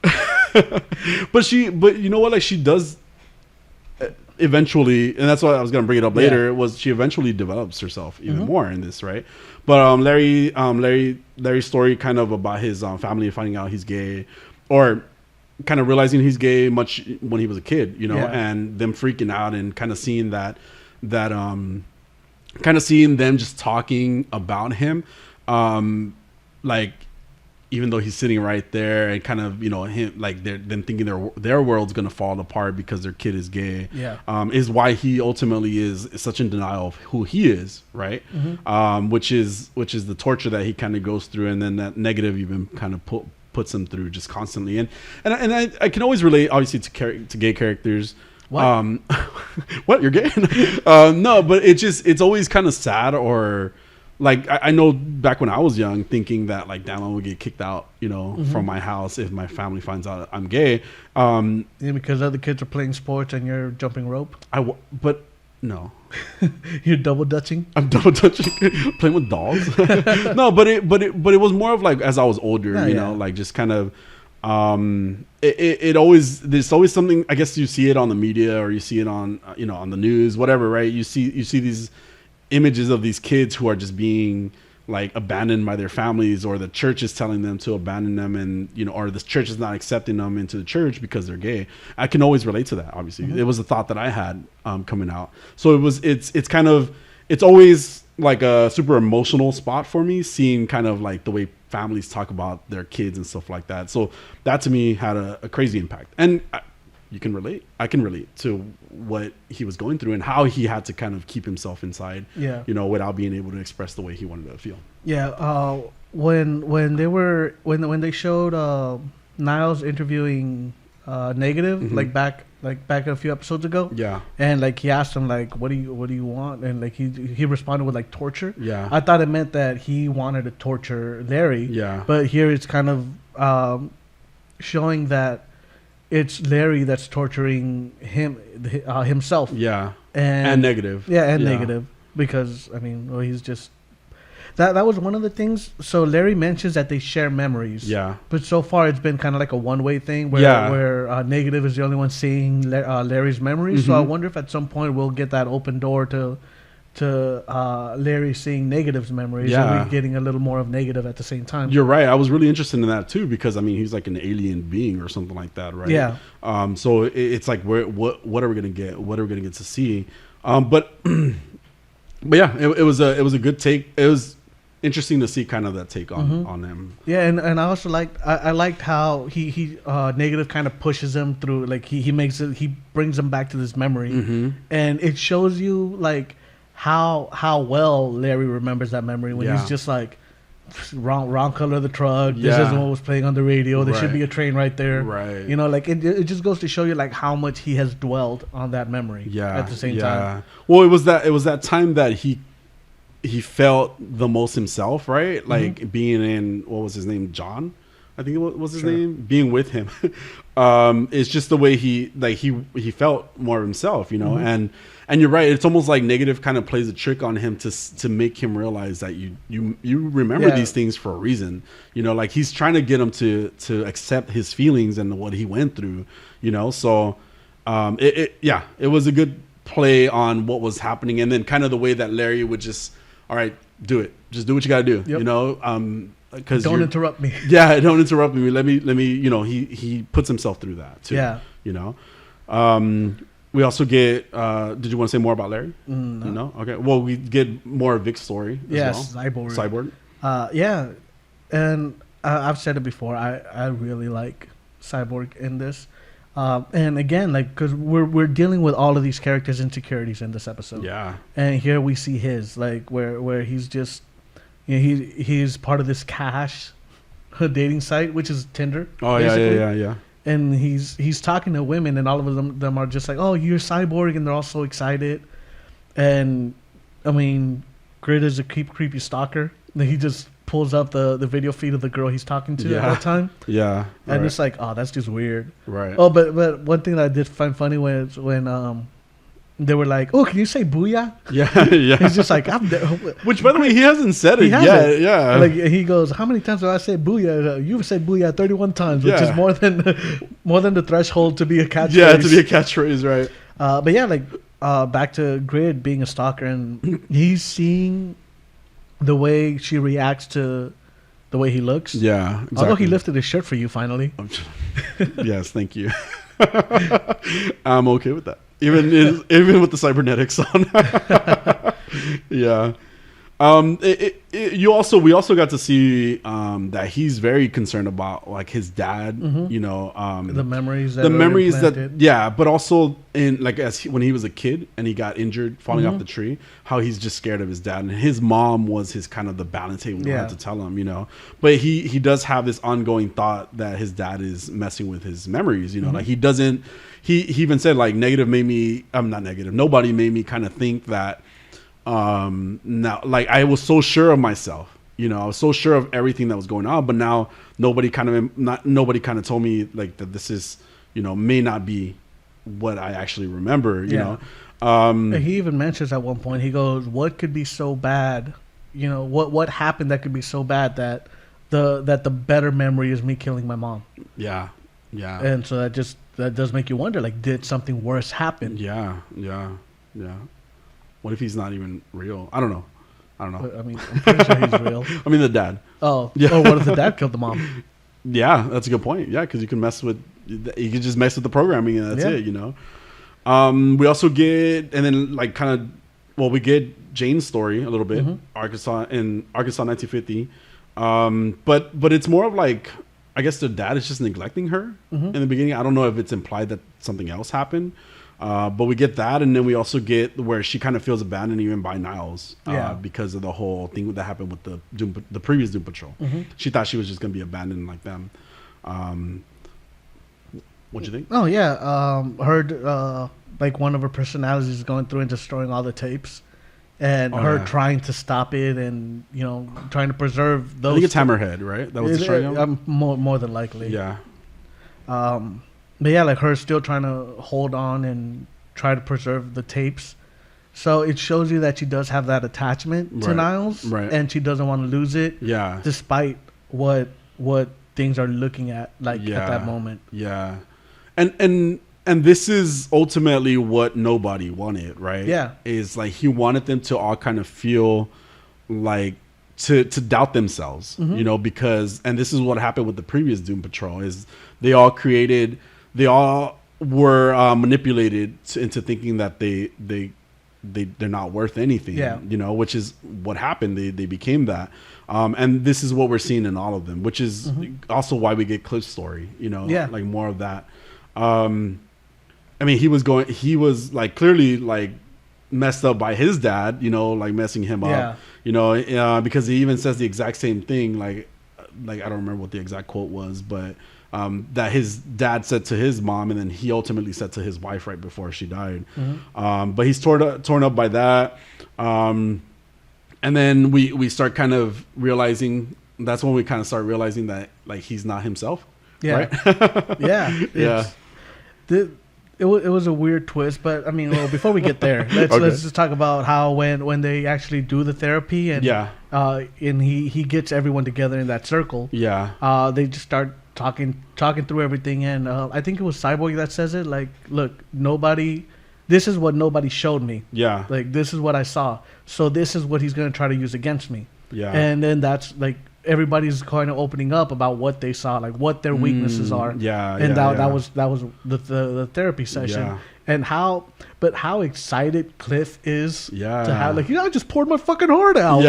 Yeah. And again, this is where you see the bulk of his like personality just kind of coming through, right? Like he's just yelling random things on top of that. And again, like he is so good because his face isn't emoting anything. Like he is just a voice. Right. And it's just so fun to listen to. Yeah.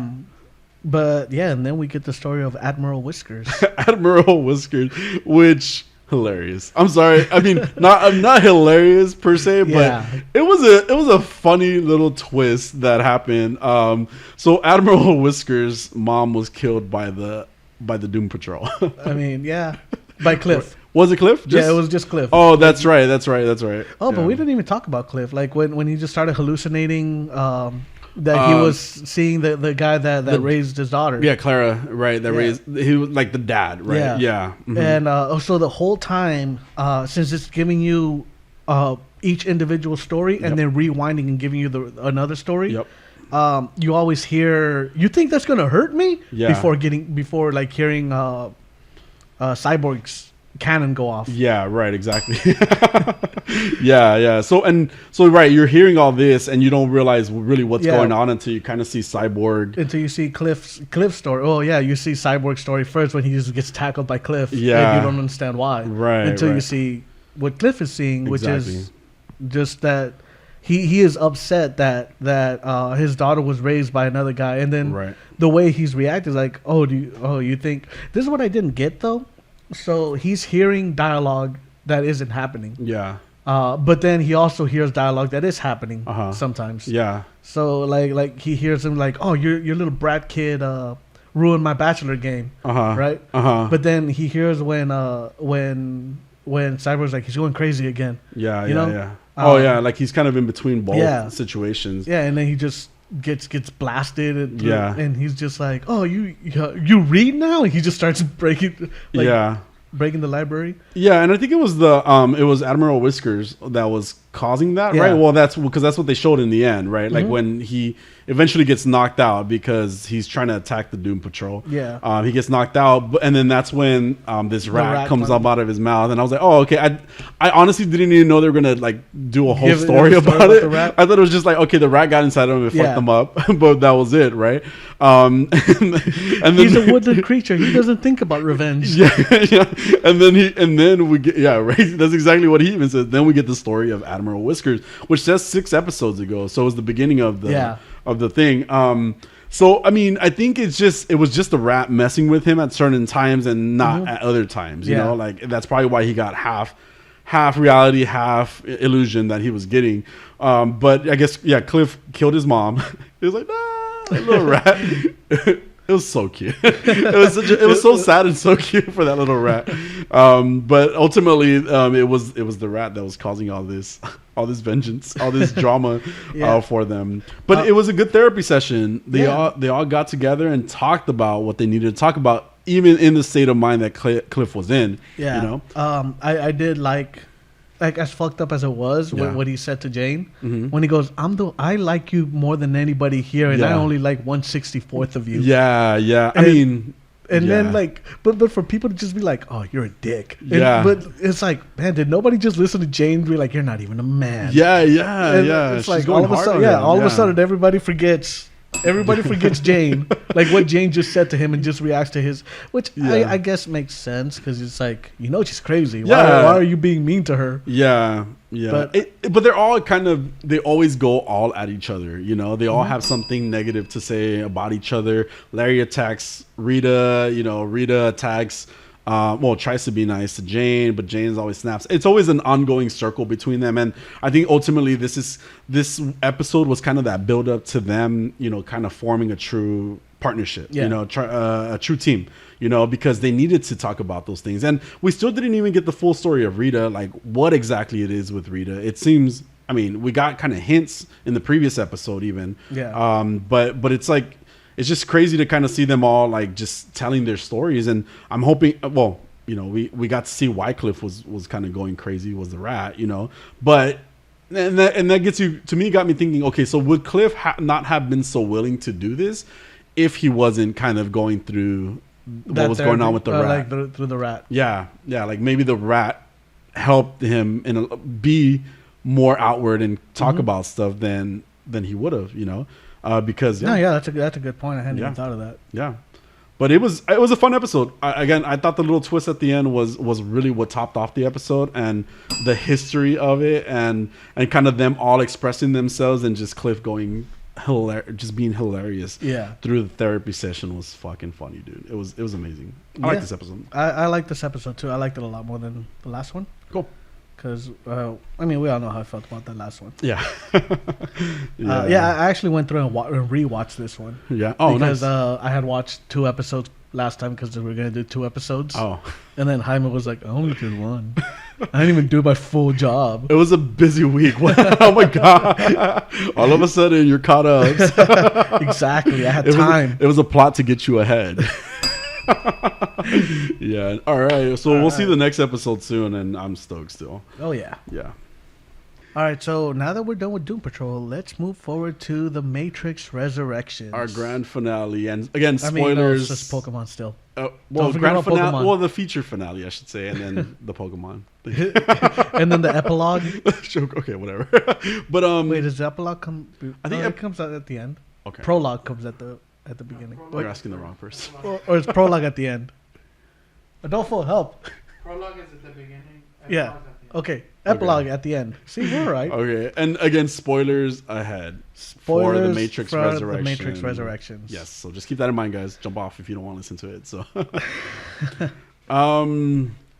take it away, Jose. I did not take notes on this. Oh, okay. What? All right. So, I found this movie borderline unwatchable.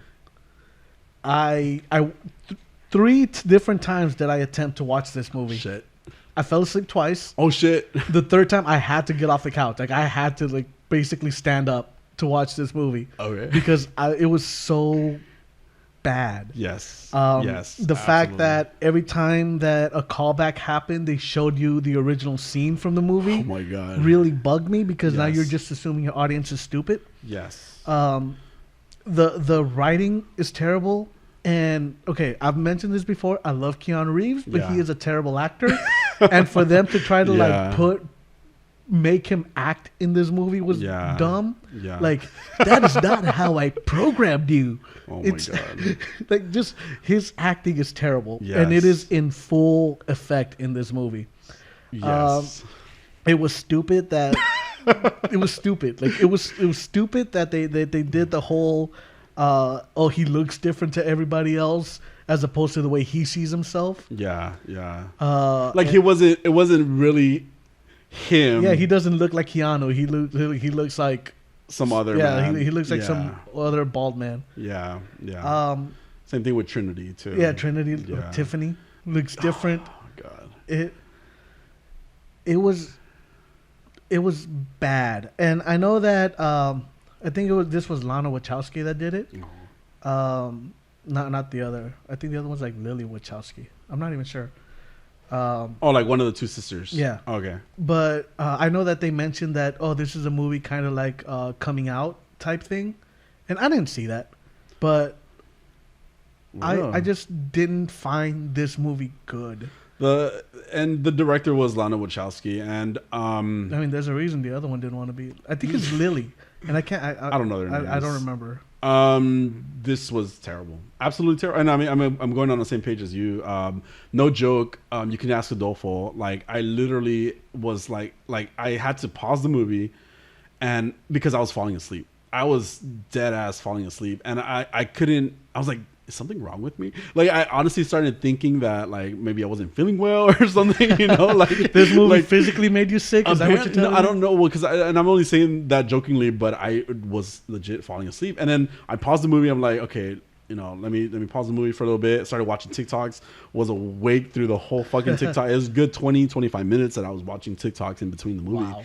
And as soon as I turned the movie back on, I started falling asleep again. And I was like, what the fuck? To what you said, I had to get up, walk around the room. I even had some freaking, what was it? Pozole? No, pozole. Menudo that Adolfo's mom made. Had some of that because I'm like, maybe I'm hungry.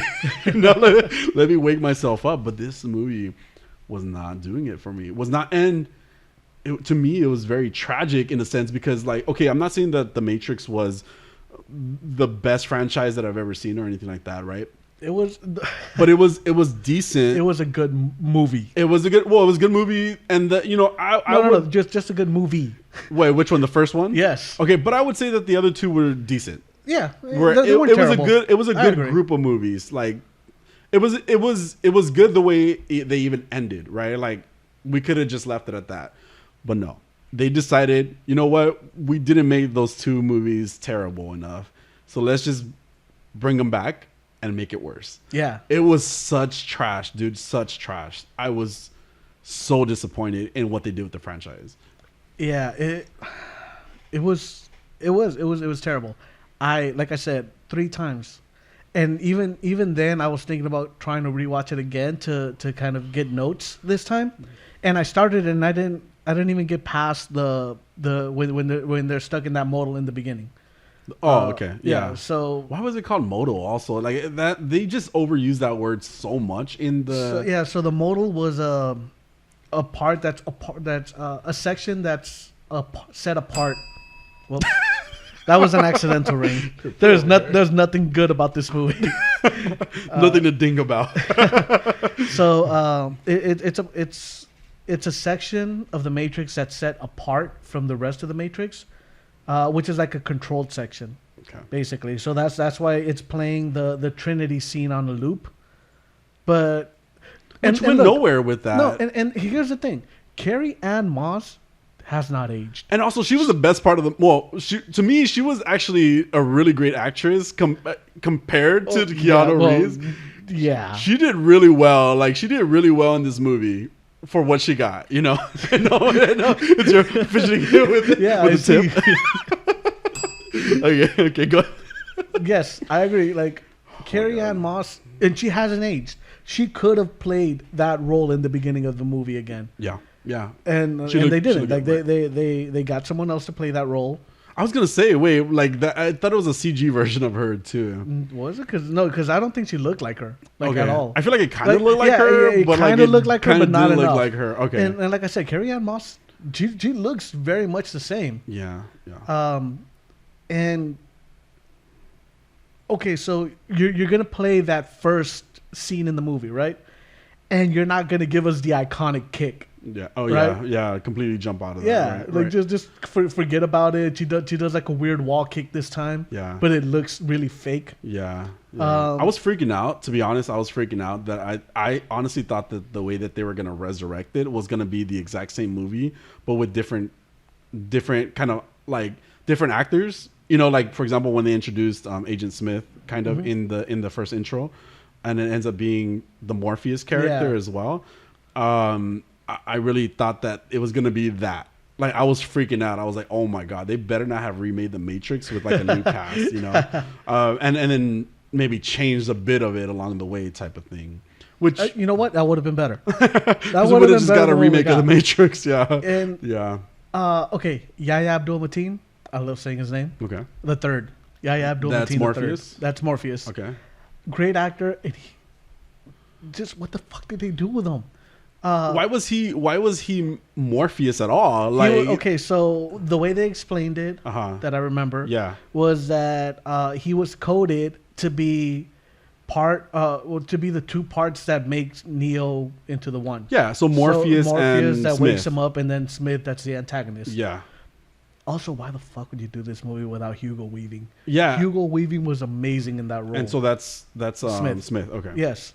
Yeah. Just like the way he delivered his lines in the original Matrix, like he was always so good. Yeah. And here we just get this weird crossover of Morpheus and Smith. No, and so that was supposed to be like a good version of him. I don't know, like that character being Smith / yeah. Well, here's what I didn't get. Okay, so Morpheus is trying to Morpheus is trying to kill Bugs, right? Like he's trying to kill her, even at some point uttering the lines, "Kill her," right? But then he ends up saving her, and he's just like, "Oh, I'm a program designed to kill you." Yeah. And yet here we are. And then he's like, "I'm Morpheus, and I'm looking for Neo." And that's when they hug or something. Yeah, and then that's when they hug. It got kind of weird right there because I don't think he was really ultimately Smith. No, he was Morpheus Smith. Yeah. You know? Stupid. Morpheus. Morpheus. Morpheus Smith. But what happens is that also there's another character who is actually supposed to be Smith. Yes. Which was the younger guy, the CEO of the company, right? He's the one that ends up being the actual Smith. Yes. Yeah, because Neil Patrick Harris's character. Neil Patrick Harris is the architect in this, right? He's the analyst. It's not even the architect. Look, this is how bad this movie is. Yeah, because I remember him like, he was evil psychologist. Yeah, yeah. But he was just one that was trying to take over the programming, right? Like he was trying to be the ultimate bad guy. Yeah, which he ended up being the ultimate bad guy, kind of ish. Weird. I don't know, man. I don't know. I struggled getting through this movie. Yeah. And I say borderline unwatchable because I somehow managed to finish it. Well, me too. But there's no way in hell I would have if we weren't doing this show. Yeah, and when I asked you if you had watched it yet, I was really considering just telling you don't watch it. Just don't. Like, let's not do this. I kind of had a feeling that's where you were going. I personally did like Bugs, and I feel like Bugs is Colleen Wing. I don't know her actual name. I just remember her from Iron Fist. Oh, okay, because in it says played by Jessica Henwick. Yes. So I liked her character. I felt like why? I felt like but she was there was no character. But she was the most interesting part of the because she had blue hair. Is it that? Is that why? No. I mean, she. I don't know. Because there's no reason to like any character in this. Yeah. I guess you make a good point. Because I like her personality. Yeah, I like the personality. I like what that personality? She had a personality. She was the one that was more willing to kind of do stuff? Revived? Yeah, she was the one that was all gung-ho about everything. But why? Look, ultimately, what was the point of this movie? None. Okay, because to piss us off. No, yeah, because I'm thinking, what was the real point of this movie, right? Like, what was the point of them reviving Neo? What ultimately was the real point? None. Was it to save Io, which was the new Scion? Was that the point? Because it wasn't in danger. It didn't seem like it was in danger. Because it wasn't. Okay. At that point, they were lived in harmony with the machines. Basically, yes. even some of the machines, sentience. Right. They became working for them. Exactly. They became like teammates. Right. Of course, there was still the other world where the Sentinels were still kind of ruling the real world. Right. In another place. Ion was not in danger. There was never a clear indication that Ion was in danger, right? So there was no point in reviving Neo. And then when they revived Neo, the whole point was to revive Trinity at that point, right? That was the only thing that ended up being the goal in the movie. It was like, hey, let's revive, now that I'm awake, let's revive Trinity. Yeah. Okay. Because it was like you can't have one without the other type thing. Well, yeah. Is that what it was? Or because he loved her? I mean. But because they mentioned how Trinity makes Neo into the one. Yeah, or actually they become the one. Like it's like they become the two is essentially what ended up even happening in this movie. Because I just remember how much of a religion metaphor it's been. Mm-hmm. Mm-hmm. So I mean, even having the Trinity. Yeah, yeah. And although I think Morpheus would have been part of that Trinity. Yeah. Like, I don't know how the fuck this works. Or Smith. Yeah. Like how the fuck does this work? Yeah. It's. Oh my god, my head. it ultimately the goal of the movie made no sense, right? There was no goal in the movie because again, what was the goal? Because even the fighting wasn't good. No, the fight bad. Like, I don't even remember any fighting scenes in it. Yeah, when they fought the vampires. Was that it? They weren't called the vampires. No, they're called exiles. Exiles, which was an interesting. Baby.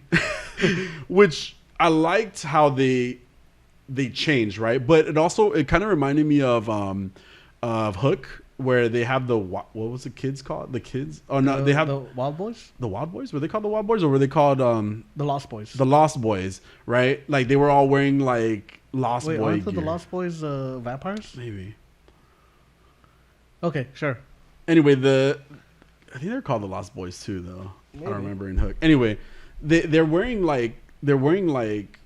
very torn up and messed up clothes because they're mad. So I liked how they brought them into it, because it was the Frenchman was even in this, yes, right? And he was not his regular perfect self, right? He was kind of like he went crazy because of what Neo did, ultimately destroyed his kingdom, that was an interesting take on what happened to them. But it was almost like you took me back to like the 90s, with how villains are supposed to look, and by the way, it was the Lost Boys. It was the Lost Boys. Okay. So, and then even them going into the Matrix, and I know the leather could have been overdone in the original movies. Yeah.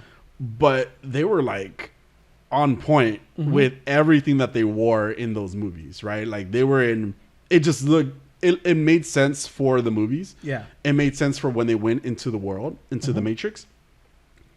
This one looked like, I was telling Adolfo that this looks like a parody porn. This was actually supposed to be a porn, and they just added Keanu Reeves and whoa. They added Keanu Reeves and Carrie-Anne Moss to the movie just to make it seem like a real Matrix movie, because their outfits, their hairstyles, it was such trash, dude. It was they really did it. Like they just decided, what's a really low budget or high budget porn but low budget movie that we can make that resembles the Matrix and just make it bad, Yeah. It wasn't a good movie. This movie was an atrocity. Yeah, very disappointing. And it was just kind of like there was no reason to revive a franchise, well, at least not do it in this way. Like it didn't have to have Keanu Reeves and Carrie-Anne Moss, and I guess she was okay compared to Keanu Reeves. When we're comparing it to Keanu, and again, I love Keanu Reeves, but just his sweet man. Yes, he is a sweetheart. Like he is a goddamn treasure. Yeah, but he is a terrible actor, and I mean, Adolfo was saying we shouldn't give him speaking lines. so bad. Because I mean, even in the John Wick franchise, when like he's great and doing all the stunts and stuff. Yeah. But when it came to the actual speaking lines, like there's that scene where he's tied up and he's just like, people keep asking me if I'm back, and I'm thinking, yeah, I'm back. And it's like, oh God, did we need this? Just shut up, Keanu. Just start shooting people again. Yeah, that's cool. Yeah, this movie did what I thought Ghostbusters was gonna do, like where it was gonna be like overstuffed with to references, you know, and but this one was like literally like, here's half of the movies. Yes. Oh my God. I hated that the fact that they kept showing you scenes from the previous movie. Like literally scenes from the previous movie. At that point, it wasn't an homage. Like you were just showing me the old movie. Yeah. Yeah. It wasn't. You're right. It was just like, and every scene, right? Like even down to when Smith showed up, who was Smith. You know, like they did a side by side. I'm like, okay, it's like, because they don't expect us to just know it was Smith. Because it wasn't. It wasn't Smith. And when Morpheus steps out of that bathroom stall with the loudest suit I've ever seen. Yeah. Like that suit was loud. And it wasn't even just like, at last. Yeah. And it wasn't even appropriate for like the Matrix or even for like Morpheus, you know, which is, he definitely did present himself very, outwardly great. He did that purple suit. Yeah. But it was like, it's like that guy did not have to be Morpheus. No. That guy did not have to be Smith. Yeah, Abdul Mateen III. They were just, but I'm saying like they were just all like just names. And by the way, why the hell is Nairobi so old? Oh my God. Okay, well, this is the thing. This takes place, I think they said 66 years or 66 years? I don't fucking know. It takes place a long ass time in the future. Okay. So it's been years since Neo was a thing. Okay. So maybe it didn't have to be that far in the future, like I think it was 66, but I might be wrong. Okay. I have to be wrong because I don't think she's like 96 years old. Yeah. Well, but it was unnecessary. No, Nairobi wasn't even needed. She wasn't needed in it. That scene where Bug steps up and she goes, "I volunteer," and she goes like, "You don't volunteer because I'm ordering you to go." Well, you can't order me to go because I already volunteered. Yeah. It's like that writing was terrible. Yeah. And also one of the things that I'm not sure if I mentioned already was the music. Yeah. It felt like it was always playing over dialogue. And sometimes that music got way too loud for the dialogue. Maybe. And I was like, I had to turn on subtitles at some point. Because I was just like, wait, what did they say? I had subtitles on the whole time too. Yeah. Okay. Maybe you can explain this to me. Okay. Because I have no idea what the fuck happened. I still know Kung Fu. Oh, yeah. Fucking A. Jesus Christ. Anyway, we're going to say. Sorry. Okay, why could Trinity fly and Neo couldn't? Because they made her the one. How? Well, they made them the two, but then because they fly at the end together, right? Do they? Yeah, like at the end after they killed the analysts or whatever. I thought she grabbed them and she flew off with them. Maybe, but what the hell was that? The fuck was that? Are we dead? Well, somebody is. Anyway, I don't know. Because I feel like this was like a way of making her the one. Mm-hmm. But then he already was the one. So it's just like, it was like them the two, like where they... The ones, yeah. Because even down to the look at the end that she had, Yeah. She looked exactly like Neo the way he ended. Whoa. Yeah, but so she looked exactly like him, but then they took off and they were flying. So, but to me, they looked like they were flying together. But it's hard to tell because at a certain point, he's not flying, but she's flying and she's carrying him. Because I didn't. Okay, so when they first jump and she's holding him, why did they freeze? Like why did they stop? Like just kind of hovered because she was flying. Because she can fly. Because like all of a sudden it just seems like they forgot to pull the rope all the way through. Because it just looks like they're stuck up there. Dang. Yeah. They were trying to imply that the way I perceived it was that she is now just as powerful as him is the way I perceived it, but it could have also been that she just became the one. And in hindsight, it would have made sense. It would have made more sense in the original Matrix if Trinity had ultimately been the hero, because he never wanted to be their hero, and even in this movie, he was kind of saying the same thing. So I think that's kind of why they did it that way. Like, she's really the ultimate hero. Mm-hmm. She's really the Trinity. So she's really what is supposed to save the world. Yeah. This time, but it was too confusing to have a clear path as to what they wanted with it. They didn't do what they wanted to do with it. What? Yes. True. I agree. Oh man. So, because it was so easy to, you already set the expectation that the Matrix is destroyed and rebuilt again, right? And it's happened six previous times before. Why couldn't this be a new time? Like, why couldn't we get a new one? Yeah. And a story that does continue that of the original Matrix, but with all new characters. Mm-hmm. Why are people still jacking into the Matrix? Yeah. By the way, because at that point they're living in harmony with the machines, basically. Well, the machines still need their food supplies too. I think they kind of but those are all the people that are already in the Matrix. So why? Yeah. Why would you be trying to pull these people out of the Matrix, or like to wake up people from the Matrix, when you're still trying to rebuild your own society? Yeah. Like at that point, aren't you that's more mouths to feed, and you have a pretty big city already. Yeah. Why do you need to wake up new people? Yeah. Like at this point, let the machines have all these people. Fine, whatever. Yeah. And I know that sounds messed up, but well, so I mean, but this movie also did some other stuff that was kind of messed up. Like, okay, the suicide like machines or programs or people like that were happening towards the end being released. Huh? I thought it was you can say it was being released. Well, I mean, they murdered fucking the Matrix. No, but the people jumping out of the windows and like, yeah, I thought that was borderline like, what the fuck? The suicide bombers. Yeah, I honestly like, I was disturbed by the movie because it wasn't a good movie, and then you added that, and to me it was unnecessary.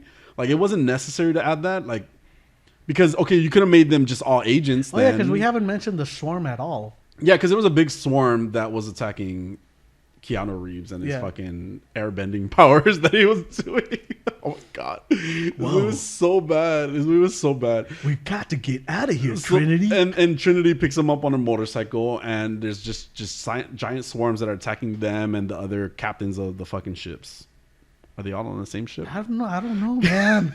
I watched the same movie you did. I have no idea what the fuck happened. And then these programs or people started jumping out and like literally suicide themselves, kamikaze onto Trinity and to Neo. And it was like, I honestly, like, I was like, why?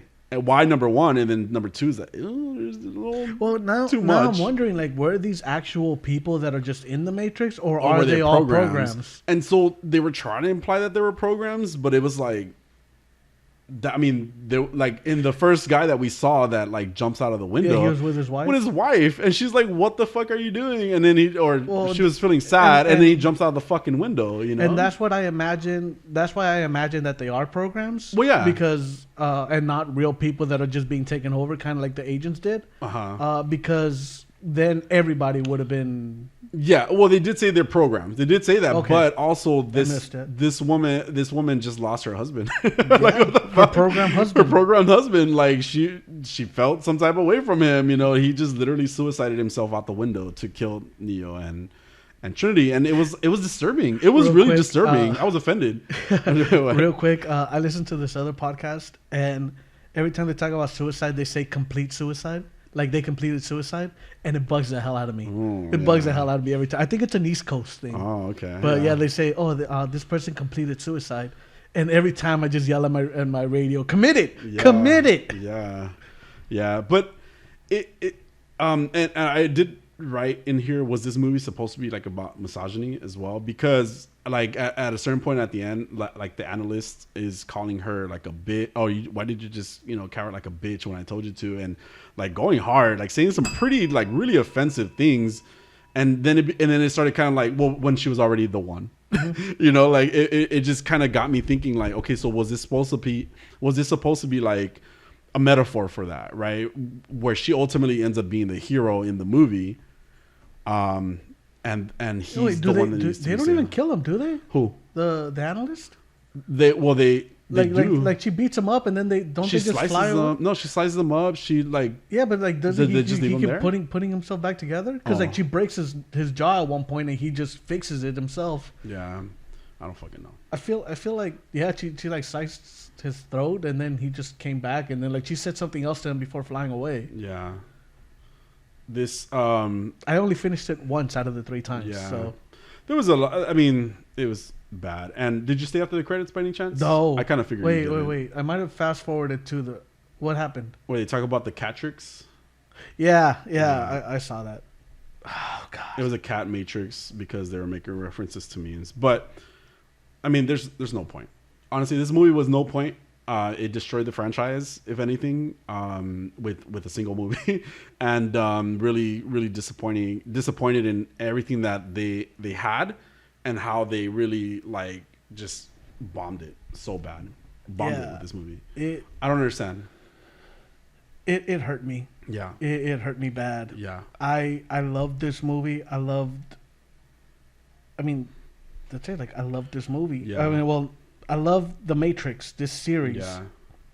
And like what the hell happened was terrible. You know what? To quote Mark Bernardin, who is he's a writer and I really like him. Okay. But he goes, "It's a shame they never made any sequels to The Matrix. At least we have that one though. Yep, it's just so damn good." Yeah. Well, no. Yeah, this was done. And then Morpheus in the real world as a program, and he just looked like the villain in Terminator Genesis. Yeah, I mean, there's just not much else to say about it. It honestly. Oh no, I could trash this movie all day. I mean, we could trash it, yeah, but I'm saying like there was no value. We could go scene by scene, and I'll trash it. I'll trash it chronologically. No, I'm already exhausted just thinking about it. Yeah, no G-spot at all. Should that be the name of the episode? Trashing it chronologically. Yes, that sounds good. But ultimately, it just the only thing that I like bugs, but the sentience is what they were called. I like those creature things that were half robot, half like living beings. I thought they were cool. Especially the one that looked like a bird, Kujaku. Sure. And I like those. I like that again. I like that type of stuff, you know. And it also even reminded me a little bit of that video game we talked about at one point, Mass Effect. It reminded me of the ending of Mass Effect, how like organics or humans or life beings and sentience kind of went together in unison. But I think that was the only thing that was interesting in it, because everything else was just trash. They destroyed the franchise. And I'm starting to think that maybe it's because it was ultimately a stolen project, and when or from what I've heard and read about, like it was kind of like a stolen. The Matrix and Terminator was kind of stolen from this from a person. Have you ever heard of that? I've heard the Terminator was and it. Well, now that you mention it, I do kind of remember somebody saying that they came up with the Matrix idea first. Yeah, and that the prequel was supposed to be the Terminator. Terminator was the prequel to the Matrix. It's this woman. There's a woman that goes around that she wrote the books. She wrote books, and she tried to present it. Now this is all just what I've heard and maybe read about. But because she has sued, and I think that the courts ruled that she didn't have a case. Yeah, I mean, but then again, they wrote, well, and even then, like the Matrix, the original idea for the Matrix isn't an original idea. It's God. Yeah, it's the Bible. Well, it's based. Well, yeah, it's definitely very, very, very biblically helmed. I guess. Yeah. But the theories about living in a simulation aren't original to the Matrix. That's true. That's a good point. But I mean, I guess there's a reason Lily Wachowski didn't want to be part of this. Yeah. All right, Jose. All right, Jaime, bring us home. No. especially after that disappointment. I think that's when we especially need it. Yeah. Yeah. Come on, give it to me, baby. Stop. Pokemon. So don't play with me, Jose. You're in my place. So this week's Pokemon, I was gonna try to make it a holiday one, but they were kind of boring. So I'm just gonna continue my segment the way I had been doing it with like the gym leaders Pokemon. Okay. So the only thing is I don't remember what town she's from. Wow. You've had a whole week to look this up and I just did it this morning. Jesus Christ, man. This is why we can't have nice things. Okay, she is Maylene is this week's Pokemon gym leader. She's from Veilstone City. And so she carried a Pokemon. She's a fighting type gym leader. Mm-hmm. I'm afraid to move this, so I'm not going to. Yeah, so she's a fighting type gym leader, and just move your head closer. Is that close enough? Good enough. And she carries Riolu, who is the baby version of Lucario. Do you know Lucario? I do know Lucario. Awesome. I kind of figured you would. From like Smash Brothers or something? Yes. Okay. I think you mentioned Lucario before, right? Sure. Probably. I know that one. He looks like a blue Anubis. Yes, he does. He's a really cool ninja design. blue Anubis. Yeah, and he was like one of those mascot Pokemons too. Okay. That, how we talked about in the past. Zoroark. So it's very similar to Zoroark, even in the way he kind of looks. But I thought you were burping. Let's see. I'm gonna show you Riolu, the baby version. You know what Lucario looks like. Yes, he's kind of adorable. There's Riolu for you. Aww. Yeah, he looks like a very small Lucario. Yeah, baby Lucario. But he is the emanation Pokemon. His typing is fighting type as a baby. Mm-hmm. And in Pokemon Shining Pearl, it talks about his power a little bit. So its body is lithe yet powerful. Okay. It can crest 3 mountains and cross 2 canyons in one night. So he's very strong. Ain't no mountain high, ain't no valley low. Okay, that happened. Yeah. Pokemon, that was great, by the way. I was just kidding. Yeah, your smile is like anyway. In Pokemon Sun, it can discern the physical and emotional states of people, Pokemon, and other natural things from the shape of their aura waves. So, very much about aura with him. No, nothing. What were you going to say? I have no oral joke. Oh my God. I said aura. Sure. Well, then I'm glad I didn't make that joke. Good. And in Pokemon Sword, it's exceedingly energetic with enough stamina to keep running all through the night. Taking it for walks can be a challenging experience. Yeah. Not when it comes to Jaime, though. He loves his walks. Wow, I love walking. I do. Yeah. But now you're making it nasty. What? I'm saying you could walk that Pokemon all night long. Let's see. And then it evolves into Lucario. I forgot to know how it evolves, but Lucario becomes the Aura Pokemon. Aside from fighting, it's also Steel type. And in Pokemon Shining Pearl, it talks about its Pokedex entry says, by sensing the aura emanating from others, it can read their thoughts and movements. In Pokemon Brilliant Diamond, it has the ability to sense the auras of all things. It understands human speech, which happens in the movies too. Like he talks to people and people talk to it very seamlessly. So, okay. Yeah.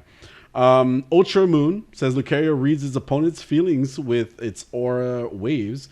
It finds other things it'd rather not know, so it gets stressed out easily. Wow.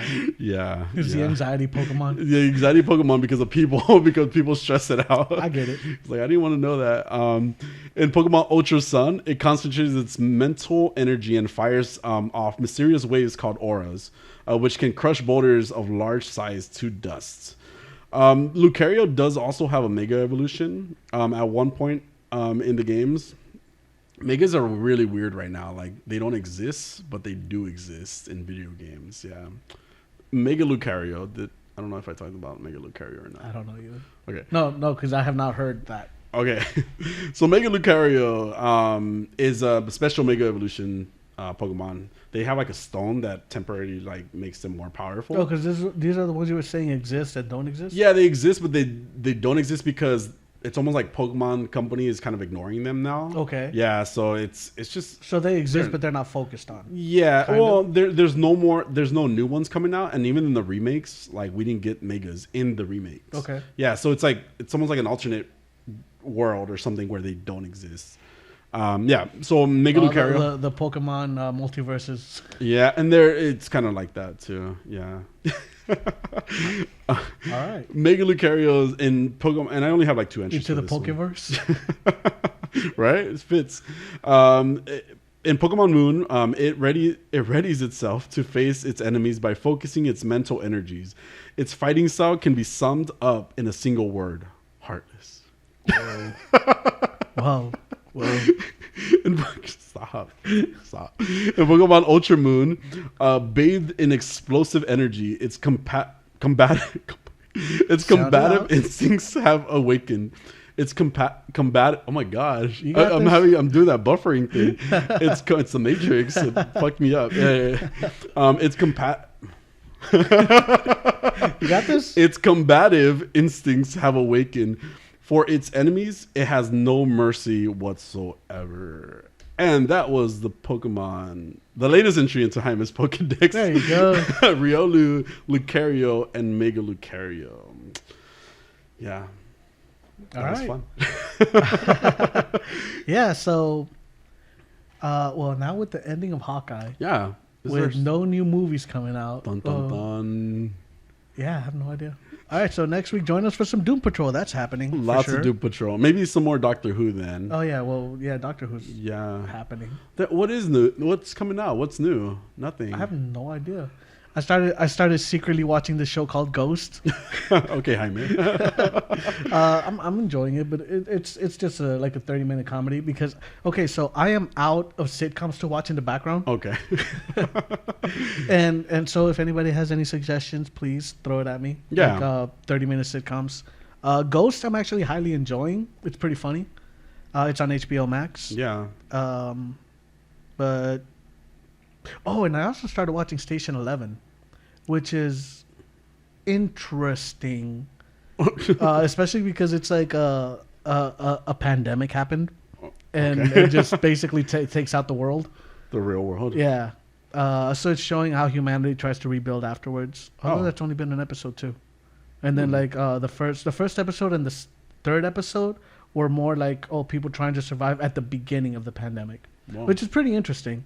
Ironically enough, the part, like the post-apocalyptic part, was the part I found the least interesting. Oh, okay. But I'm gonna keep going with that show so far.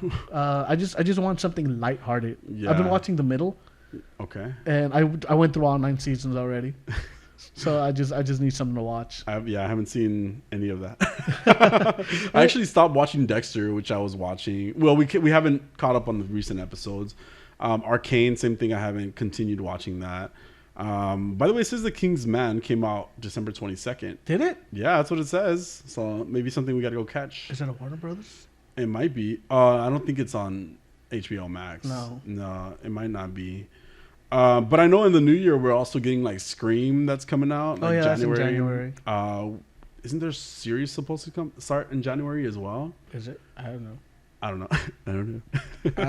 But we'll figure something out. For sure, Doctor Who, of course. Doom Patrol will continue. Doctor Who and Doom Patrol. And then we'll kind of see. We'll see. If anything, you can just come hang out with us. Yeah, we'll keep talking. Yes, we do that well. A lot. I mean, yeah, we do it a lot. You're right. Especially about Spider-Man. Not well, just a lot. Especially about Spider-Man. I will sit here and talk Spider-Man all day. I know. You know what? Join us next week for more Spider-Man talk. Maybe just Jose. Oh, Megan should be back. Oh, cool. So the new year? So there might be Spider-Man talk. Yeah. January 2nd. January 2nd. Yeah. So we'll see. If anything else comes up, we can hit each other up. Yeah, we'll figure it out. And see what happens. All right. So till we figure it out, join us next week. I mean, something's happening. Story of my life. Right. I'm a terrible planner. Do you have anything else to add? No, I'm good. All right. Have a week. Bye.